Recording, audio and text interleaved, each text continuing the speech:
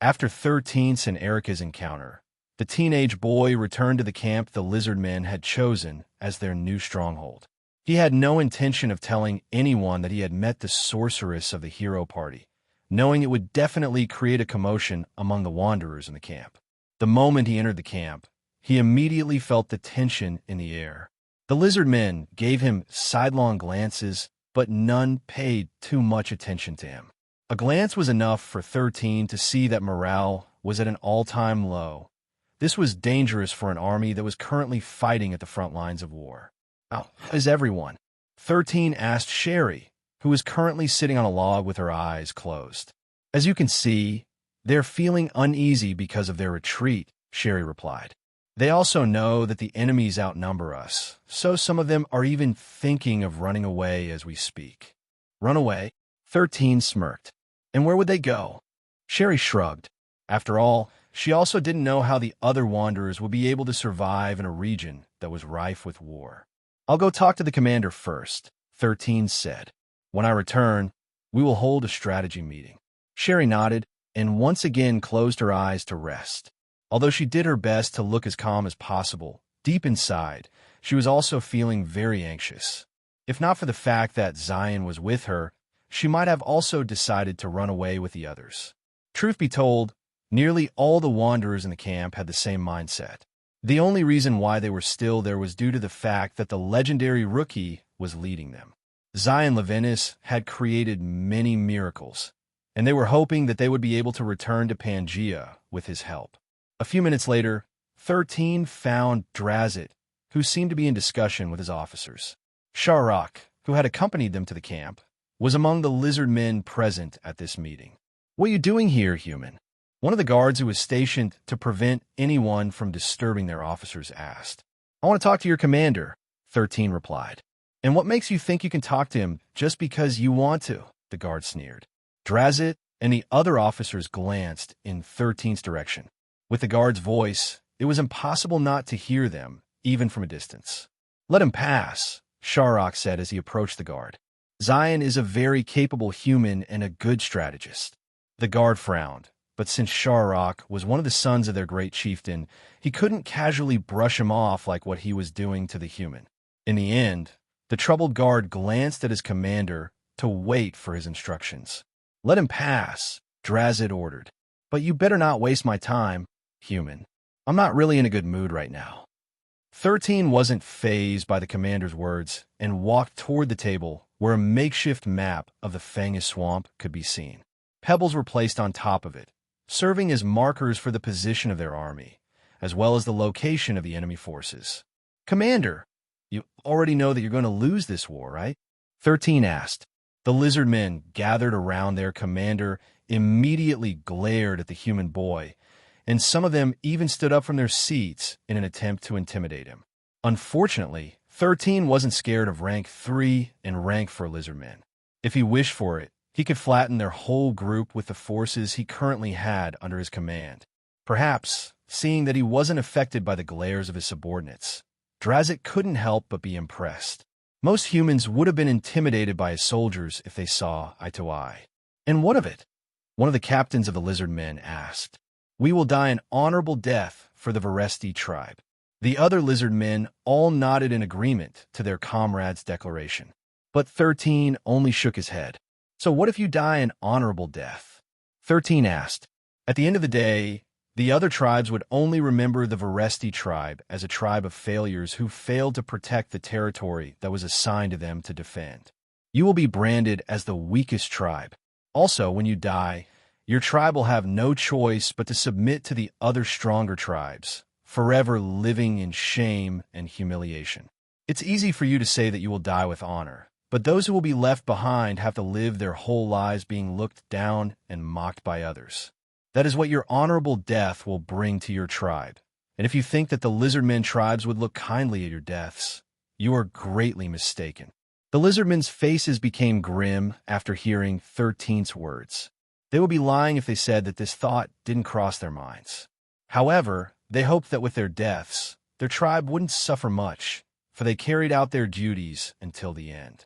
Sadly, the world doesn't always reward those who stood up for their beliefs at the cost of their lives. Only victors had the right to write the history of the world, and in the eyes of the victors, the Varesti tribe was just stepping stones that would make their names shine out more. Human, give me one good reason why I shouldn't kill you right now. Drazid asked. Simple, 13 replied. It's because you can't. As if proving his words, a strong killing intent locked on Drazid's body from under the ground, making the rank 5 sovereign's eyes widen in shock. Rocky, who was always following 13 deep underground, locked on the commander's body, making him understand that he should listen to his master, or else. Of course, the other lizard men didn't notice Rocky's killing intent. The Magma Balboa had solely focused it on Drazid, who was currently looking at 13 in disbelief. Just as the other lizard men were about to teach the human a lesson, Drazid raised his hand and motioned for them to stop. What do you want? Drazid asked before giving the ground under his foot a sidelong glance. Make me your strategist, 13 replied, and I promise you that I will bring your tribe victory. The officers of the lizard men laughed at the human boy's words. In their eyes, although the symbol on 13's forehead wasn't the symbol of slavery, it didn't change the fact that they were nothing more than humans whom their tribe had allowed to live because they could be used as cannon fodders. But contrary to their expectations, Drazid didn't berate or laugh at the boy. Instead, the commander of the lizard men only crossed his arms over his chest and eyed the human with a serious expression on his face. I'll give you a chance to prove your worth, Drazid said. Show me that you can win against the rat men using only the humans under your command. If you succeed, I will make you my strategist. Drazid had already prepared himself to die in a battle against the rat men. So although he was surprised to detect the killing intent of a creature that was stronger than him, he wasn't fazed by it. He was smart and understood that the human would gain nothing by killing him. Because of this, he decided to give 13 a chance to prove himself, so the other lizard men would also acknowledge him as their strategist. Very well. 13 nodded. What kind of test would you have me do? It's very simple, Drazid replied. Prevent the rat men from attacking our camp within 3 days. If in 3 days the rat men don't attack us, I'll make you the strategist of my army. Deal, 13 said. The teenage boy understood that Drazid wanted him to buy their injured soldiers some time to recover their strength.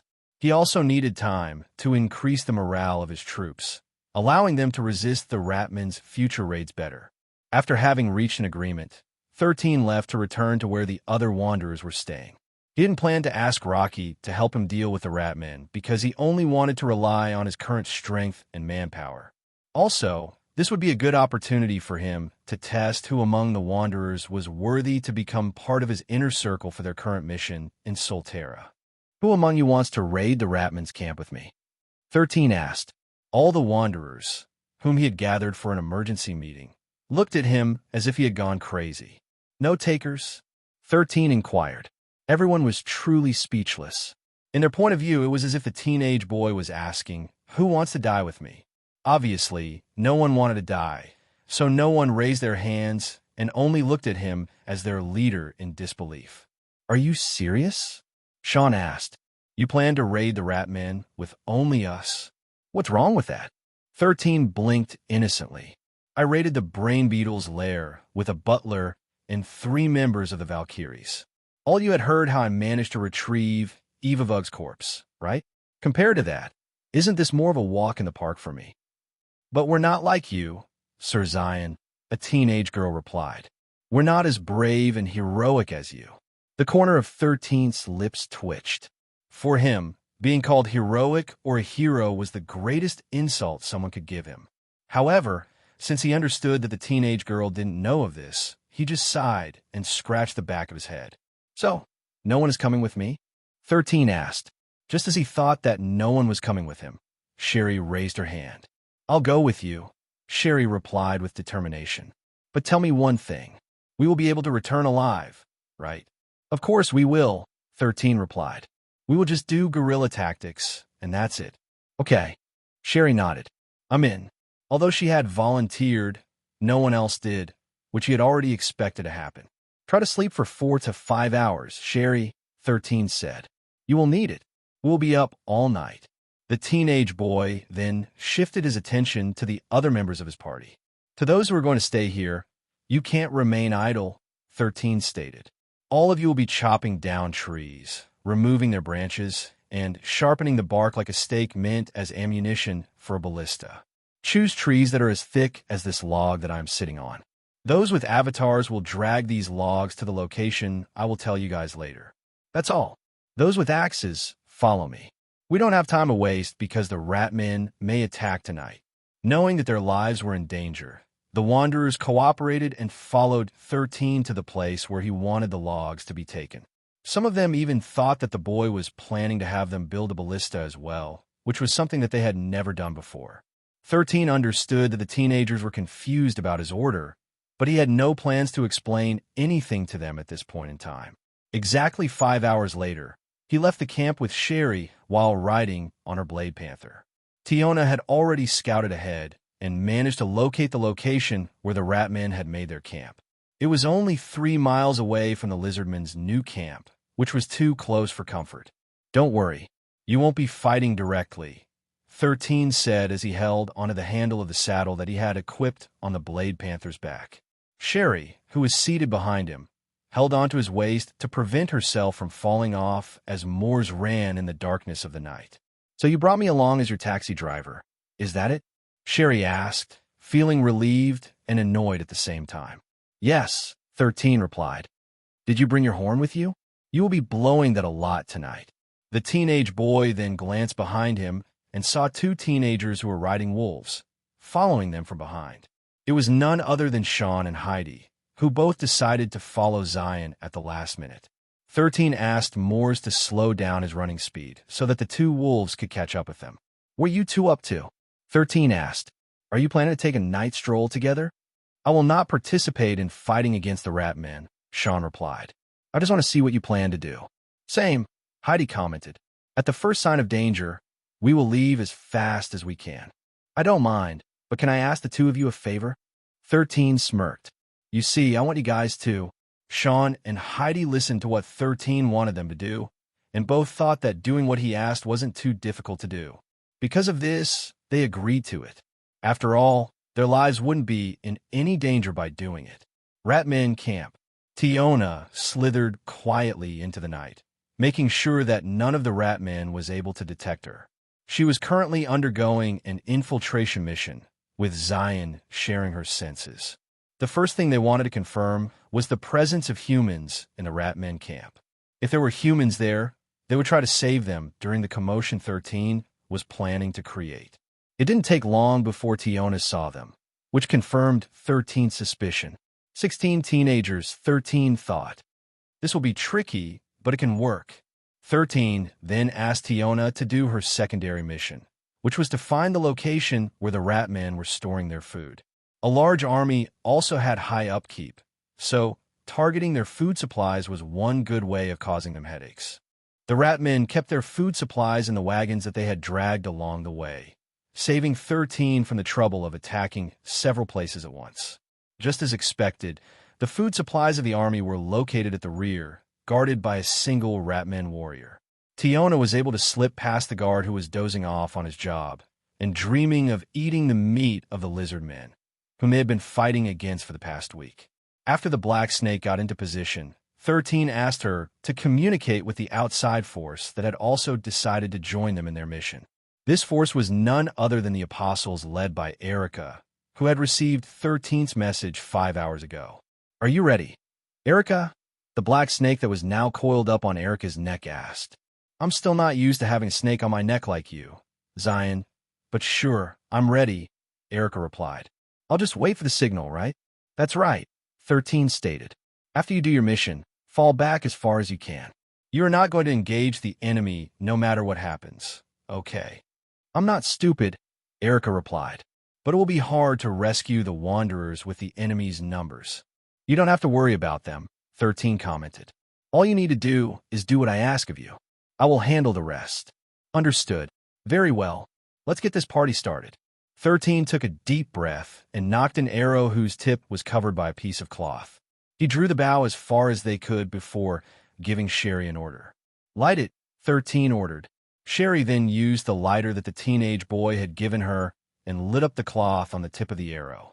As soon as the arrowhead was burning, 13 released the string and sent it flying towards the enemy's camp. The Ratmen, who had sharp vision, saw the flaming arrow streak in the air before landing on a weapon rack, creating an explosion. Earlier, Tiona had sprinkled gunpowder on the weapon's rack, which was enough to create a strong explosion. A moment later, another explosion sounded, targeting another random location in the Ratman camp, making everyone stand on alert. The Ratman who was guarding the food supplies hurriedly left his post because they thought they were under attack. The moment he left the wagon, Tiona opened her mouth and unleashed a mini dragon's breath, setting the wagon ablaze. She then hurriedly left the wagon and dug through the earth in order to head to her next destination. Sherry, Sean, and Heidi all placed their horns in their mouths at the same time and blew at the same time. The sound of the horns reverberated in the night, making the Ratmen focus their attention in that direction. Soon, more horns echoed in the night, making the Ratmen think that they were truly under attack. The Apostles and Wanderers, who were part of Erica's group, were acting as a distraction by blowing the horns 13 had provided to them.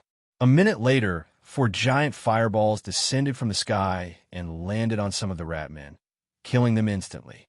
The entire camp buzzed with life as the Ratmen all woke up from their slumber and started to take defensive actions around their camp, ready to drive off the lizard men who had decided to ambush them. The sounds of horns made them think that they were fighting against many opponents, but truth be told, they were only facing less than 20 people. While all of this was happening, the ground on where the human captives were located suddenly opened up, making them scream in fright as they fell into a sinkhole. But before these wanderers came to their senses, all of them were knocked unconscious by the sleeping spells of the troll shamans, who were waiting inside Rocky's mobile fortress. After making sure that all the humans were rescued, Rocky left the scene without bothering to cover the hole he had created. 13 wanted the Ratmen to feel pressured by an unknown enemy that could attack them from the ground at any moment. His mission was only to cause chaos and destruction in the Ratmen's camp. So after accomplishing his mission, he and the others left the scene in haste. Tiona's subordinates, on the other hand, busied themselves in covering 13th's and Erica's tracks, preventing the Ratmen from following their trail as the teenagers all escaped to safety. Where are they? They're somewhere around He-Ack. Hide behind the trees quickly. Sherry, Sean, Heidi, and their subordinates who had accompanied 13 on this daring night raid couldn't help but feel their blood boil inside their bodies. The sense of exhilaration as they initiated guerrilla warfare against the Ratmen gave them an adrenaline rush they didn't expect to experience in Solterra. After the chaos ensued in the Ratmen's base, the monsters had taken a defensive stance, thinking that the lizardmen must have decided to take revenge on them for the earlier losses they had suffered in the day. But as time went on, no more attacks followed the initial strike. This made the commander of the Ratmen believe that the lizardmen had only sent a small elite team to harass them during the night. Although it had no proof of this, its instincts were telling it that its hunch was correct. With this in mind, he sent out scouting parties in every direction to find traces of the bastards who had decided to raid them in the middle of the night. Unlike other races, Ratmen didn't really have good vision during the night. However, they were very sensitive to light.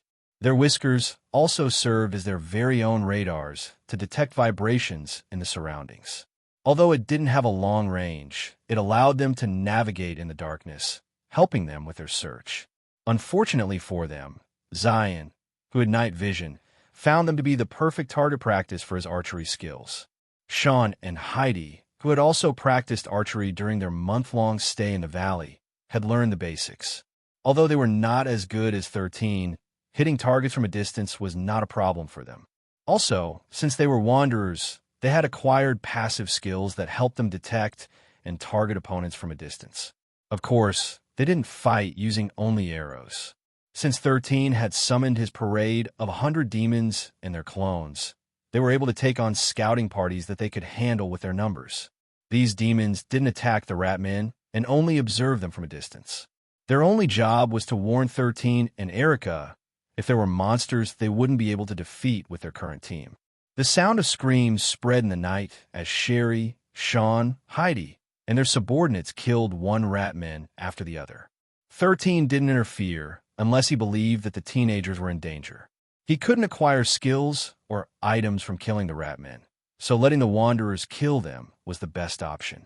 "That's the last one of them, boss," Sherry reported after cleaning her short sword with a piece of cloth and throwing it over the corpse of a ratman. "We left no one alive." "Good." 13, who was standing on top of a tree branch and keeping watch, nodded. "Check if they have anything of value. Then let's circle around to find other parties to hunt." The ratmen they had killed weren't well off, and they had nothing of value aside from their weapon and armor. Since carrying armor would only make them less mobile, the Wanderers simply took the daggers and short swords the ratmen used before they died. While they were doing this, they heard the sound of an explosion in the distance, prompting Sean to ask 13 a question. Did the lizard men also send a raid team to attack the ratmen? Sean asked. "Maybe," 13 answered. "But this is good for us. They will think they are surrounded by many opponents, so their forces will be scattered." Similar to what his party was doing, Erica's team, which was composed of 6 apostles and a few wanderers, were killing the ratmen in favorable conditions. Tiona's clone was there to provide vital information to the sorceress, who was more than happy to launch her devastating range attack from a distance before running away to safety. This hit-and-run tactic was very deadly and very effective, making the scouting parties fearful. "We've cleared up everything of value," Heidi reported. "Where next?" "Zion." "Northwest," 13 replied. "There's a hunting party composed of 8 ratmen. With our numbers, we can handle them easily." The Wanderers, who were still drunk on battle lust, obeyed 13's instructions to the letter. They conducted guerrilla tactics for 2 more hours before retreating to a cave to rest for the time being. Sherry, Sean, Heidi, and the other Wanderers were very satisfied because they acquired many valuable items from this raid. If not for the fact that they were already exhausted from the constant battling, they would have continued it for a little while longer. 13 also didn't want to push them to their limits at this point in time. With this in mind, he decided to let them take a rest and told them that they'd resume their attacks after a few hours. The teenage boy also told Erica that they should return to their own base because they had already helped plenty.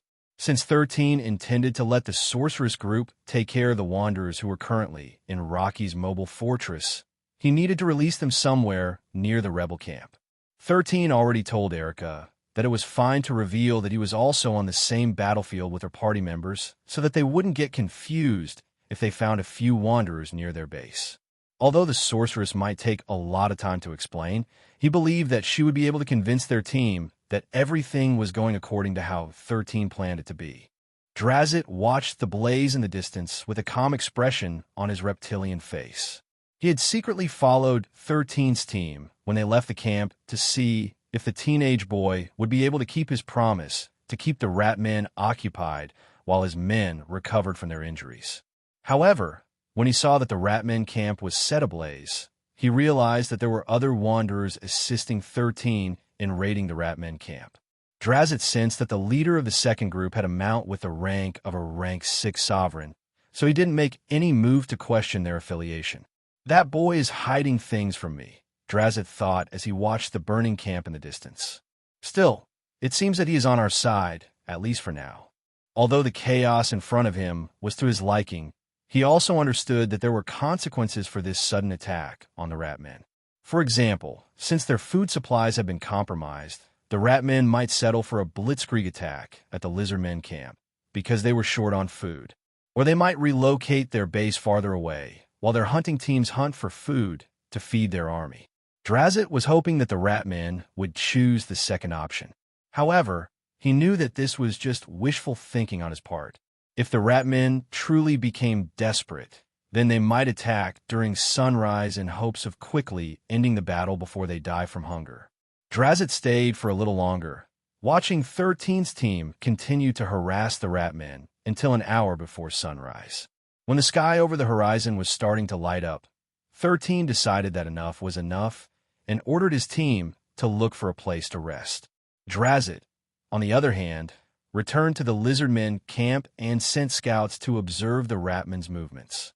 If his first guess were to come true, then today might be the day when the Varesti tribe's forces would be completely and utterly defeated by the Ratmen, who were seething from anger after what they had experienced a few hours ago. One of the rank 5 Alpha Ratman, who went by the name Badar, glared at one of his subordinates for failing to locate the intruders who raided their camp during the night. "Incompetent fool," Badar shouted. "You had one job, and you can't even do it right." The Ratman didn't dare to raise his head and quietly accepted the one-sided beating it was receiving from its commander. After a few punches and kicks, the other rank 5 Alpha Ratman stepped in to stop Badar from killing his subordinate. "There's no point venting your anger at him," another Ratman commander, who went by the name Kesri, stated. "My men also didn't find any trace of our enemies last night. It was as if their tracks disappeared all of a sudden." Badar clicked his tongue in annoyance before shouting at his subordinate to scram, which the latter obeyed in a hurry. "We should attack those lizards now," Badar shouted. "I'm sure they're using this distraction to prevent us from finishing them off completely. The longer we delay, the more disadvantageous it will be for us." "I agree," Kesri replied. "We should end this battle today before they get a breather." The two Ratman commanders weren't stupid. They knew the reason why they were attacked last night, and they both decided to not play into the hands of their enemies. Unfortunately, before they could even ask their subordinates to prepare for battle, a Ratman entered their cave in a hurry. "Sir, we have a problem," the Ratman reported. "What is it?" Badar asked in annoyance. "Can't you see we're busy here?" "Sir, it's burning," the Ratman answered. "The forest is burning." "What are you talking about?" Badar, who was about to ask further questions, suddenly smelled something burning. The two commanders of the Ratman clan glanced at each other before running out of the cave. A minute later, they immediately saw the black smoke rising into the sky. "Have they gone mad?" Badar couldn't help but exclaim when he saw the black smoke that was getting thicker with every passing second. "This is bad," Kesri said solemnly. "The wind is blowing in our direction, which means that the fire will spread toward us." With the forest in front of them and the swamp behind them, he understood that they had no choice but to retreat. Staying where they were would be suicide. The fire was spreading at a very fast rate, and from what he could tell, it was just a matter of time before it reached their camp. "Everyone, prepare to leave," Kesri shouted. "We are abandoning this camp." As soon as the order was given, the Ratmen hurriedly went to get their belongings and prepared to leave their camp as soon as possible. Badar could only glare at the black smoke in the distance before he, too, returned inside the cave to get his things. Hiding inside the cave was also not an option. If they stayed and used the cave as a shelter, not only would they be trapped, but they would also be suffocated by the smoke. Since he didn't want to give an enemy the chance to weaken him, he decided that leaving was the best option at this point in time. Meanwhile, at the lizardman's base, "Madness," Drazit muttered as he gazed at the forest fire spreading in the direction of the Ratman's camp. "I've never seen such a crazy human in my life." Sharak, who was also looking at the blazing flames, glanced at his commander with a wry smile on his face. "I told you not to underestimate Zion," Sharak commented. "He will not hesitate to use any means necessary in order to accomplish his mission. Since you said he must delay the Ratman's invasion for 3 days, he will make sure they will be occupied for the next 3 days." "No," Drazit shook his head. "You don't understand. The other Ratman clans who border the Pangea swamp will see this fire and send their people to investigate. That boy may have done us more harm than good." "Maybe you're right," Sharak replied. "But even if that is the case, I'm sure that he has something up his sleeve." Sharak, who was under Gwen's mind control, had no doubt in his mind that Zion Leventis had also taken that possibility into consideration. However, since he still went ahead with this strategy despite the danger it posed, he believed that he had a plan for that outcome as well. Meanwhile, in the rebel camp, crazy, Erica couldn't help but look at the forest fire in disbelief. "I better smack that brat the next time I see him." The other wanderers, who were with her, fearfully looked at the fire in the distance and wondered what to do next. Fortunately, Tiona's clone, who was coiled on Erica's neck, told her that everything was going to be fine. Their camp was in no danger of being caught up with a forest fire, because 13 had already made preparations in advance to prevent that from happening. "Do you have a hobby of watching the world burn?" Literally, Sherry asked the teenage boy who was looking at the fire with his arms crossed over his chest. "Been there, done that," 13 replied casually. "This is nothing personal. This is just the best way that I can think of to delay the Ratman's advance to the Lizardmen camp. The blow we dealt them last night will only make them more desperate to end the battle as fast as possible. But now that the path forward is set ablaze, they will have no choice but to retreat to safety. We also cut off their food supply. If they don't want to die, they have to hunt for food. That will also be difficult for them. Any wild animal in the forest will flee after seeing the fire. Unless they are proficient in fishing, they have no choice but to find a place where they can hunt for food before they could continue their campaign." After hearing 13's explanation, Sherry, Sean, and Heidi finally understood why he chose this strategy to force the Ratmen to retreat. Because of this, the two members of the Signy faction decided that they would not antagonize Zion no matter what.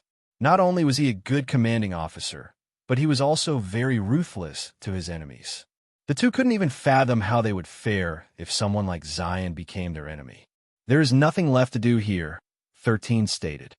"Let's go back to the Lizardmen camp and get some proper rest. The Ratmen will be back after 3 days, so let's rest until then."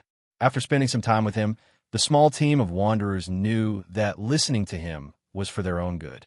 As Sean and Heidi mounted their avatars, they gave the burning forest behind them one last glance before following the Blade Panther that was heading back to Lizardmen camp.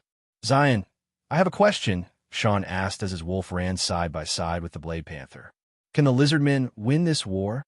"I don't know," 13 replied. "But one thing is for certain, and that is, if Drazit doesn't cooperate with me, we will leave their camp. I don't plan on dying because of their stupid pride." 13 understood that Lizardmen were proud creatures. However, that didn't mean that he would let them dictate what he did with his life. If they want to cooperate with him, then good. If not, then they could just die, for all he cared. Although there was a tracking spell on the markings placed on the foreheads of the Wanderers, the Varesti tribe would no longer have the manpower to hunt them down once Drazit's forces were annihilated. If the other Lizardmen tribes dare to trouble them, then Zion wouldn't mind eating lizard meat for a period of time. With Gwen, as well as his monster army, accompanying him on his journey, it would be easy for him to sabotage both sides if he wished for it. The only reason he didn't want to resort to such tactics was because he wanted to train the Wanderers who were currently on his team.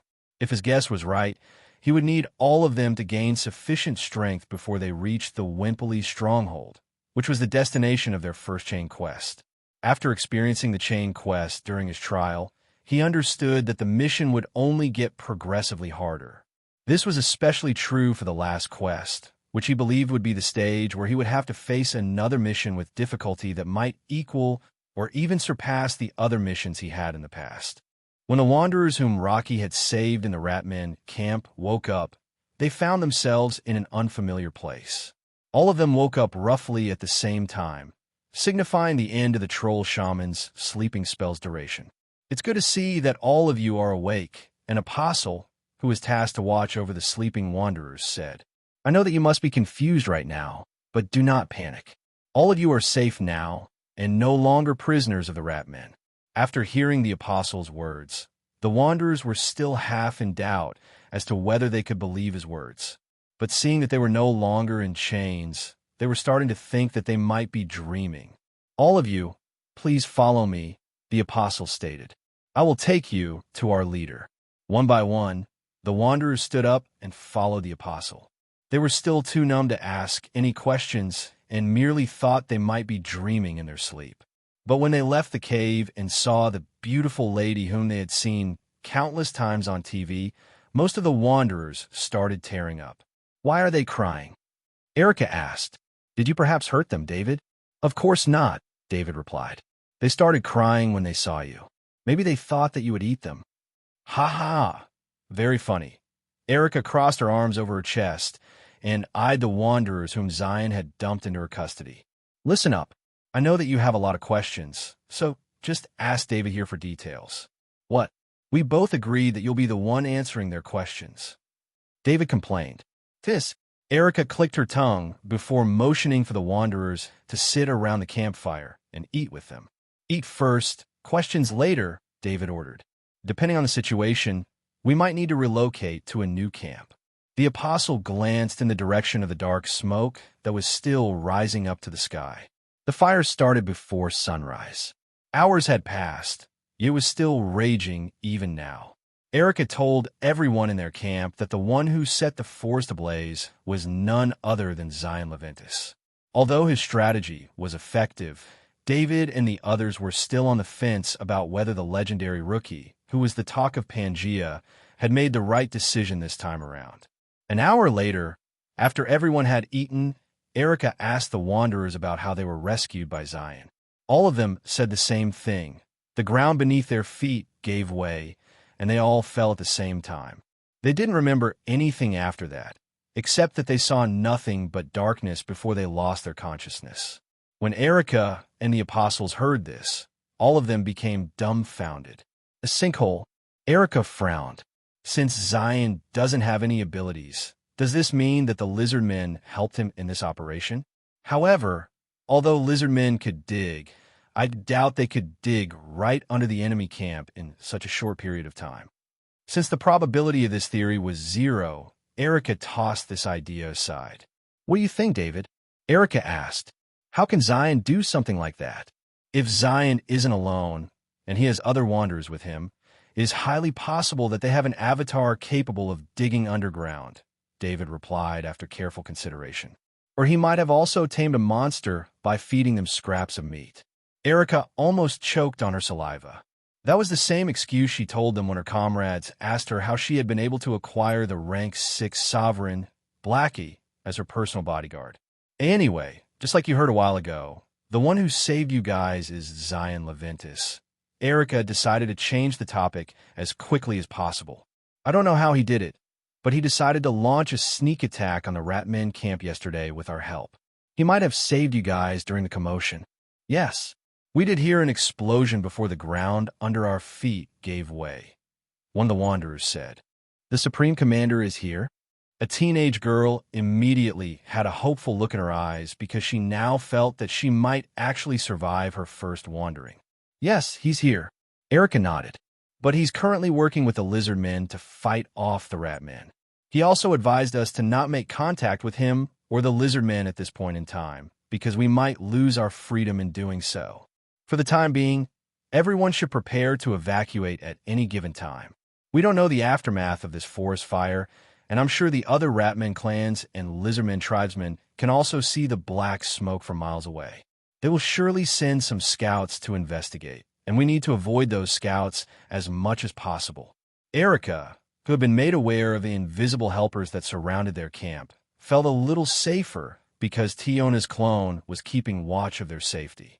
She had a lot of questions to ask Zion when they met up again, but she had a feeling that those questions would go unanswered. Meanwhile, in the lizard men camp, "You really did it this time, Zion," Sharrock said with a conflicted look on his face. "I don't know if I should praise you or feel disappointed because of this incident." "You should praise me, of course," 13 replied. "I bought us some time." "That you did. But at what cost?" 13 and Sharrock looked in the direction where the voice came from and saw Drazit walking towards them. For hundreds of years, the forest around the Pangea swamp has served as a natural barrier and a hunting ground for the lizard men. But now a good chunk of it has been razed to the ground. It will take decades, perhaps even centuries, before the land returns to its former glory. Don't you even feel a little bit of remorse for such destruction?" "I don't," 13 replied. "Just like how the rat men are corrupting the swamp to serve their needs, I simply raised the forest to serve our needs. You can worry about the long-term implication of this forest fire if you guys win this war. There's no use worrying about it if you and your tribe are wiped out from existence, you know?" Drazit and Sharrock wanted to oppose 13's statement, but they couldn't find an argument that could win against him. Both of them knew he was right. With what capacity could they worry about the state of the forest when they and their tribe were on the verge of being wiped out of existence? How could the dead care about a forest that was of no use to them whatsoever? A few minutes later, Drazit finally told the teenager why he came to look for him. I saw how ruthless and decisive you were last night, Drazit said. But I'm a bit worried about making you my army strategist. Worry? 13 frowned. Why? Because you might just treat me and my men like cannon fodders, Drazit answered. Maybe you will send us to our deaths so that you and your fellow humans will regain your freedom. I see. That's a very reasonable concern. 13 nodded. But you don't have to worry about that. You lizardmen have this ritual called a blood pact, right? How about it? Want to become pact brothers? Drazit frowned. Making a blood pact with a human had never crossed his mind. You're not worthy to become my pact brother, Drazit said. Well, it's your loss, 13 shrugged. So what now? I will guarantee that if you make me your strategist, you will win this war. If you don't want it, then ask your shaman to remove the markings on our foreheads so that we can leave this place. And why should I ask my shaman to remove the markings on your forehead? Drazit inquired. Because your warrior ancestors will look down on you in the afterlife knowing that you forced children to fight your wars for you guys, 13 answered. I mean, aren't you all ashamed? You're letting kids fight your battles for you. Aren't you all supposed to be proud lizardmen warriors? The warriors, who were secretly listening to the conversation, lowered their heads because the teenager was right once again. The lizardmen didn't send their young to go to war, and yet they were forcing the children of another race to fight for them. It was truly a shameful thing to do, and no warrior would find such an act honorable. It's a shame you are not born as a lizardman, Drazit commented. You would have been a great figure once you grew up. The commander of the lizardmen then glanced in the direction of the forest that was still ablaze before making a decision. I'll summon you at sunset, Drazit stated. I will have made my decision by then. Without another word, the commander of the lizardmen left to ponder what his next move would be. He was still doubting whether he should entrust their lives to a human child who could betray them at any point in time. Still, he had a feeling that this chance might never come again in his lifetime. Although he still had his reservations, he was starting to think that as long as they were able to drive out the ratmen from their domain, any strategy was viable. What he didn't know was that the main reason why 13 started the forest fire was for Drazit to start having this line of thought. Lizardmen might be aggressive when it came to dealing with their enemies, but they still have a conservative mindset just like the elves. 13 believed that as long as they could overcome this way of thinking, the lizardmen would not only be able to push the ratmen back, but they could also end their mortal enemy's tyranny once and for all. Vadar and Kesri, as well as the other officers of the ratmen army, gathered for a meeting.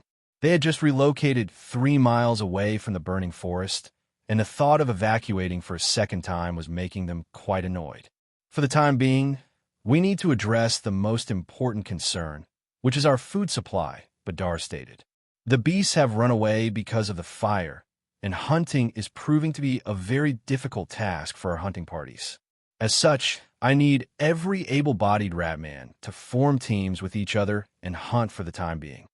Kesri and the other officers nodded their heads in agreement. They still hadn't eaten anything since they left their previous camp, and frankly, ratmen were incredibly voracious eaters. While they could eat almost everything, they preferred to eat meat more than anything. This was why the lack of food was uncontrollably making tempers rise, even though it was still early in the morning. Those lizard bastards sure hit us where it hurts, one of the captains of the ratmen replied. I'm starting to think that the lizardmen aren't the ones who instigated this forest fire, Kesri commented. They're not the type to burn forests just to drive anyone away from their domain. You think so too, huh? Vadar, who had the same thought as Kesri, crossed his arms over his chest. I also don't think that this ploy came from the lizardmen. If not from them, then who?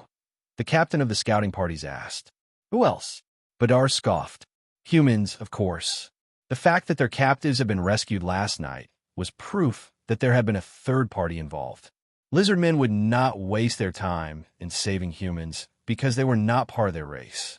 This was also the reason why Kesri doubted that the lizardmen were the ones responsible for the forest fire that forced them to abandon their camp.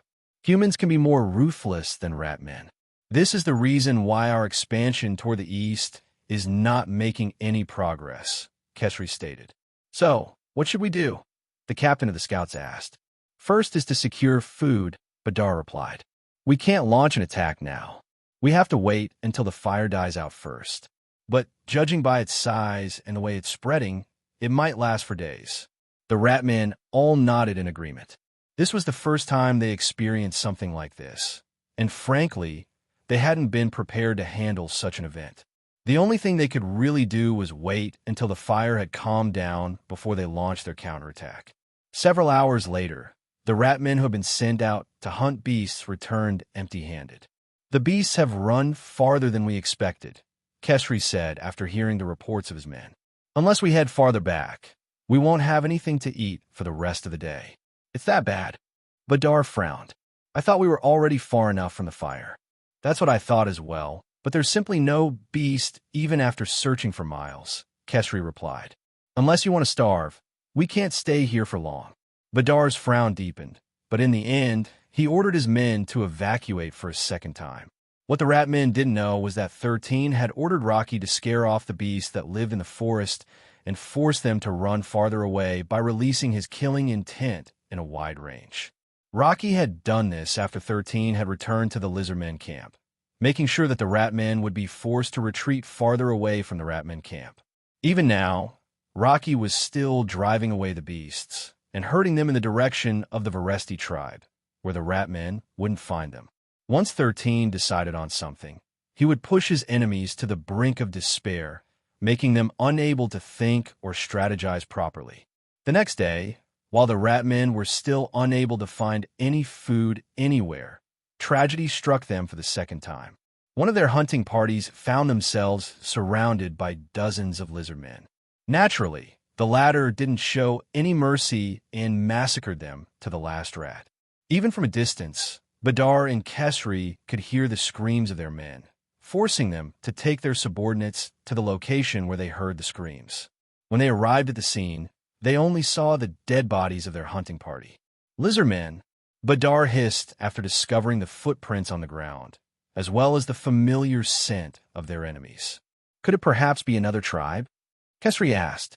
But just as Badar was about to answer his comrade's question, more screams reverberated in the surroundings, coming from different directions. "Return to the camp now," Badar ordered. "We must regroup with the others." The ratmen didn't hesitate and obeyed their commander, swiftly heading straight back to their camp. Along the way, they could hear the screams of their kin, and it was making the two ratmen commanders feel anxious. "Do you think the other tribes decided to surround us?" Badar asked Kesri, who was more level-headed than him. "The possibility exists," Kesri replied as more screams spread inside the forest. "Drazit is on the other side of the forest fire. It is impossible for him and his men to cross over to our side, much less stab us from the back." Badar nodded in agreement. "Then it is indeed another lizardman tribe. We must break through before they surround us all. Let's regroup with the others first. Kesri, we will need more people if we want to survive this." Once they arrived at their camp, they found a few hundred ratmen who had already taken up arms and were waiting for their enemy to strike. When these warriors saw their two commanders return, they were finally able to breathe a lot easier. It gave them peace of mind to see the strongest ratmen in their army return. "What happened?" Badar asked. "Where are the others?" After taking a good look at his men, Badar and Kesri realized that more than half of them were not in their camp. "They left to hunt for food earlier," one of the ratmen warriors replied. "But they still haven't returned. Fru buvled to see him." Curses! Badar knew that the chances of his men coming back alive were nearly zero, so he decided to put all his focus on the soldiers who were still inside their camp. "Gather your belongings. We are heading to Clan Rakas," Badar ordered. "The other lizardmen tribe are trying to create an encirclement to trap us. We need to break through now." But before they could even obey their commander's orders, whistling sounds reached the ratmen's ears. A moment later, countless arrows descended upon their camp, making the disorganized ratmen fall into further chaos. Drazit, who was standing beside 13, watched as his archers decimated the enemy forces from a safe distance. The lizardmen commander had decided to trust the teenage boy and made him their strategist. In order to gain his trust, 13 insisted that the two of them have a blood pact, which would make the Drazit and 13 become blood brothers. Once that sacred ceremony was done, 13 ordered Drazit to take his most elite warriors with them to raid the Ratmen camp. Although he didn't know how they would be able to attack the Ratmen with the forest fire still ablaze, he decided to trust the teenage boy whom he had now recognized as his blood brother. It didn't take long for him to understand how they were able to traverse the distance between them and their enemy. His subordinates were just as surprised as him when they met the rank 7 Magma Balboa, who took them inside his mobile fortress. The rest was history. They ambushed the hunting parties and decimated half of the Ratmen who had gone out of the camp to hunt beasts for their food supplies. Since the Ratmen were exhausted and hungry, they were weaker than usual, so the Lizardmen made short work of them without too much problem. In fact, none of them suffered any casualties, only minor injuries. But since the troll shamans were there to heal them, they were able to recover from their injuries quickly. 13 made the Lizardmen, who accompanied them, take the warrior's oath to keep everything they saw as a secret. Of course, this oath wasn't binding, but it was better than nothing. But now that their enemies were right in front of them, the Lizardmen unleashed their pent-up fury and rained down arrows upon their enemies without mercy. "Don't forget what I told you earlier," Drazit 13 said. "You will not engage the enemy commanders. I will deal with them. Do you understand?" "Yes," Drazit replied. 13 knew that one of the rank 5 sovereigns within the Ratmen camp could potentially kill the Lizardmen commander. But as long as he was around, he would not allow this to happen. By letting his trusted subordinates deal with the 2 rank 5 Ratmen, he was confident that the threat that had burdened the Varesti tribe for so long would finally disappear before the sun had set over the horizon. "Curses!" Badar shouted as he took cover from the rain of arrows descending upon their camp. "Kesri, stay close.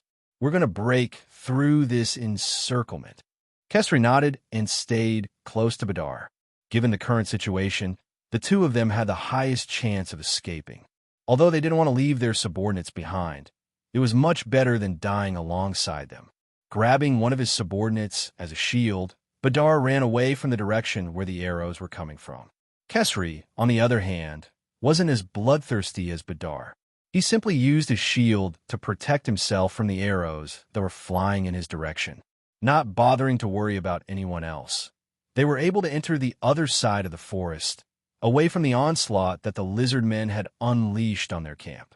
However, Kesri had a bad feeling about the path Badar chose. It was simply too convenient.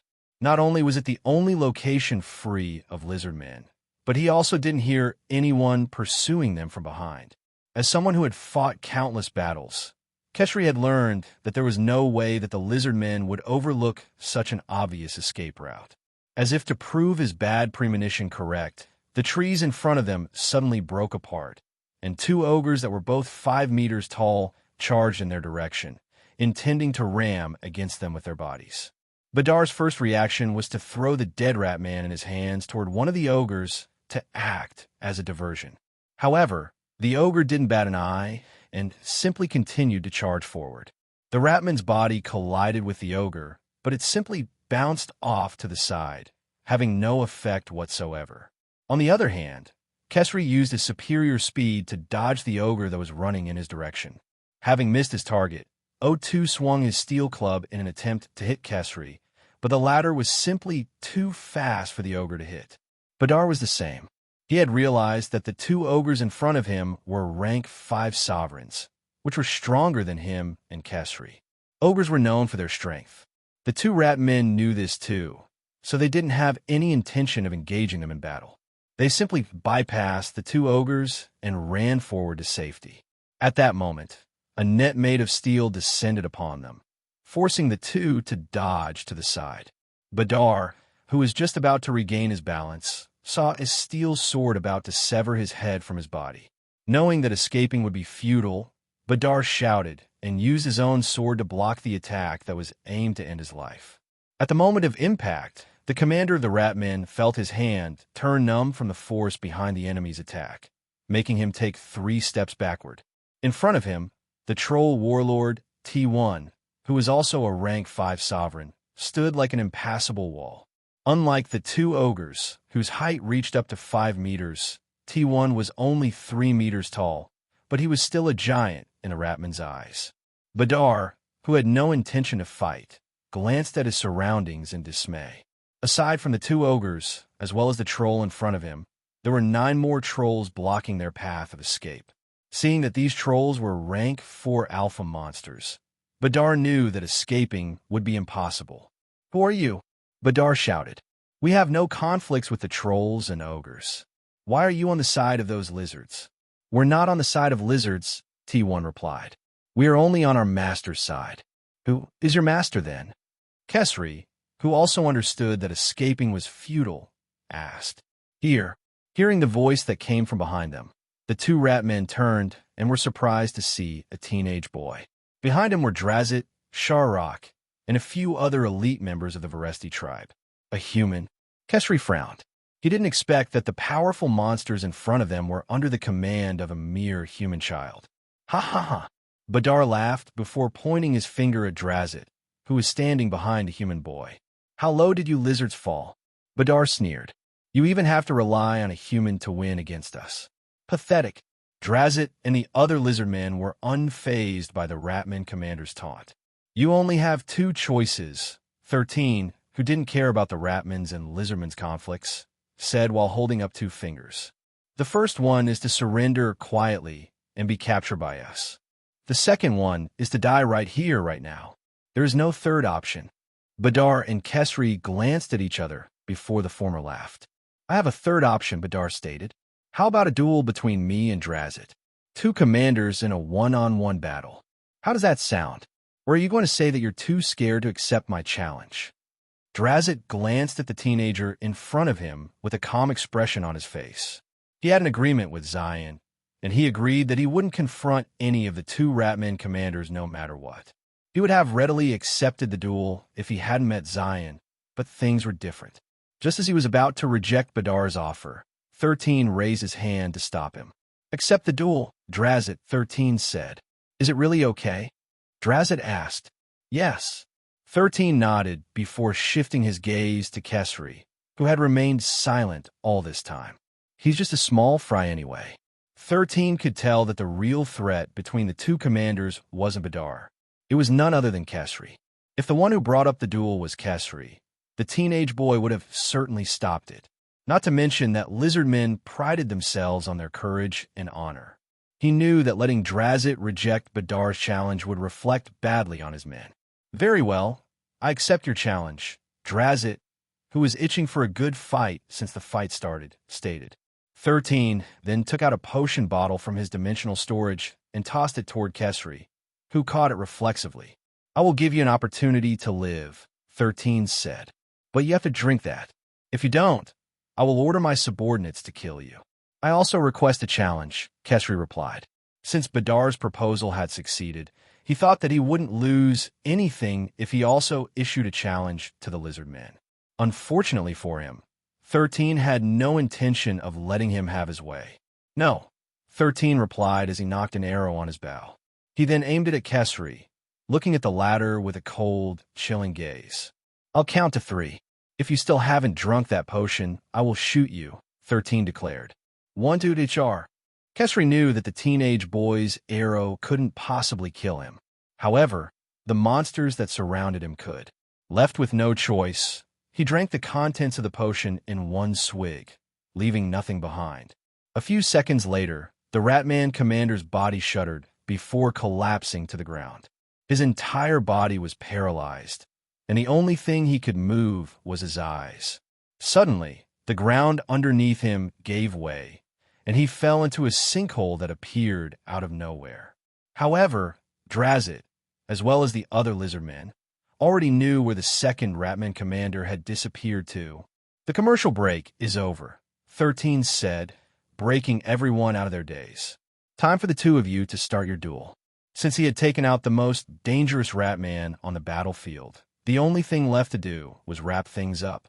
Just as he expected, Badar was killed by Drazit in less than 5 minutes of dueling, finally putting an end to the battle that nearly ended in the Varesti tribe's ruin. Waiting at the lizardmen camp with the other wanderers, Sherry was absent-mindedly carving a piece of wood. She wasn't aiming to carve anything specific in particular. The only reason she was fiddling with the wood was to distract herself, because the wait for Zion's return was making her feel anxious. A few hours ago, 13 and all the able-bodied lizardmen under Drazit's orders mobilized and left the camp together. They only left behind a dozen warriors, as well as one of their shamans, to look after their camp. There were hundreds of lizardmen who were still injured and unable to fight at this point in time. Sean and Heidi were also feeling restless. They thought Zion was going to take them with him to another special mission. But to their surprise, the teenage boy didn't ask anyone to accompany him and the lizardmen to wherever they were going. Did they really attack the rat men? Natalie, who was seated on the log opposite Sherry's, asked. I don't know, Sherry replied. Zion only told me to wait here. Then, what is your relationship with him? Natalie asked in a teasing tone. The two of you share the same wagon, and I can tell that he is very close to you. We're just comrades, Sherry answered. Just comrades? I don't think so. Believe what you want to believe. Sherry had no intention of getting close to Natalie, as well as Elyon, who were giving her some bad vibes. Unlike Sean and Heidi, who had fought alongside her a few times, she just couldn't find herself being close to the two teenagers who always chose to not participate in the missions that Zion orchestrated. You don't like me, do you? Natalie asked with a smile. Sherry chose not to answer Natalie's question and continued to carve the wood in her hand. Sean and Heidi listened to their exchange with faint interest as they, too, waited for Zion to return to their camp. Suddenly, one of the lizard men serving as a watcher shouted, making everyone in the camp think that he had spotted enemies near them. But the lizardman's next words made everyone calm down instantly. They're back, the lizardman shouted. The commander and the others are back. Sherry hurriedly looked in the direction where the lizardman was pointing and saw Drazit walking alongside his men. A look of relief appeared on her pretty face when she saw Zion walking side by side with the commander with a calm expression on his face. However, it didn't take long for her to notice that the lizardman commander was holding a severed ratman's head in his left hand, which was a gruesome sight to behold. The other wanderers, who had been ordered to stay in the camp, looked at the returning warriors with doubtful gazes. They thought they were just out for a scouting mission, but when they saw the ratman's head in Drazit's hand, they understood that they had left to fight against the ratman army. Everyone, thank you for waiting. Drazit shouted before lifting Badar's head for everyone to see. We have killed the ratman's commander, Badar, and completely annihilated their forces. We have won the battle. The injured lizardmen began to cheer, not doubting the announcement. For them, there was no reason for their commander to lie to them. The other wanderers, who were caught in the flow, also cheered because this meant that they no longer had to fight against anyone anymore. 13 walked toward Sherry and stopped a meter away from her. How is everyone? 13 asked. Did someone cause mischief while I was away? No, Sherry replied. Everyone stayed inside the camp and behaved themselves. Good. 13 nodded. I'm going to sleep. Wake me up at sunset. 13 didn't even bother waiting for Sherry's reply before walking toward his wagon to rest. He hadn't rested much during the entire operation. He was supposed to be resting earlier, but he didn't want to miss the best time to deal a crushing blow to the ratmen before they could regain their bearings. Since 13 always finished what he started, he didn't bat an eye and let his divine artifact, Parade of 100 Demons, absorb Kesri, whom he had captured earlier. The Ratman commander wasn't able to resist the Black Flag's absorption, making him one of 13's immortal and loyal subordinates. Although having a Ratman as a member of his Parade of 100 Demons wasn't part of his original plan, he still went ahead and did it just to be on the safe side. To his surprise, Kesri actually possessed a unique skill which 13 believed would boost the effectiveness of his Parade of 100 Demons. This unique passive skill was called Versatile. Just as the name implied, it allowed someone to adapt to any given situation regardless of how dangerous it was. The members of the Parade of 100 Demons had retained their personalities, memories, as well as their specialties. They were not mindless servants who simply followed orders. This was why having the unique skill, Versatile, would allow them to perform their missions better, adapting to their current circumstances. Also, since Kesri was a rank 5 alpha monster, Tiona managed to gain a big boost in her overall combat strength. As the queen of the parade of 100 demons, not only did she gain 99 additional skills, but also received other benefits. One of those benefits was an increase in her overall strength.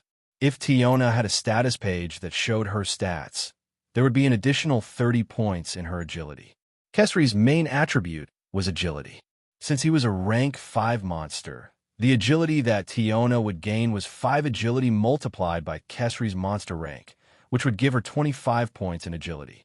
And since the Ratman was also an alpha monster, there would be a bonus of 5 agility, raising the overall stat to 30 agility.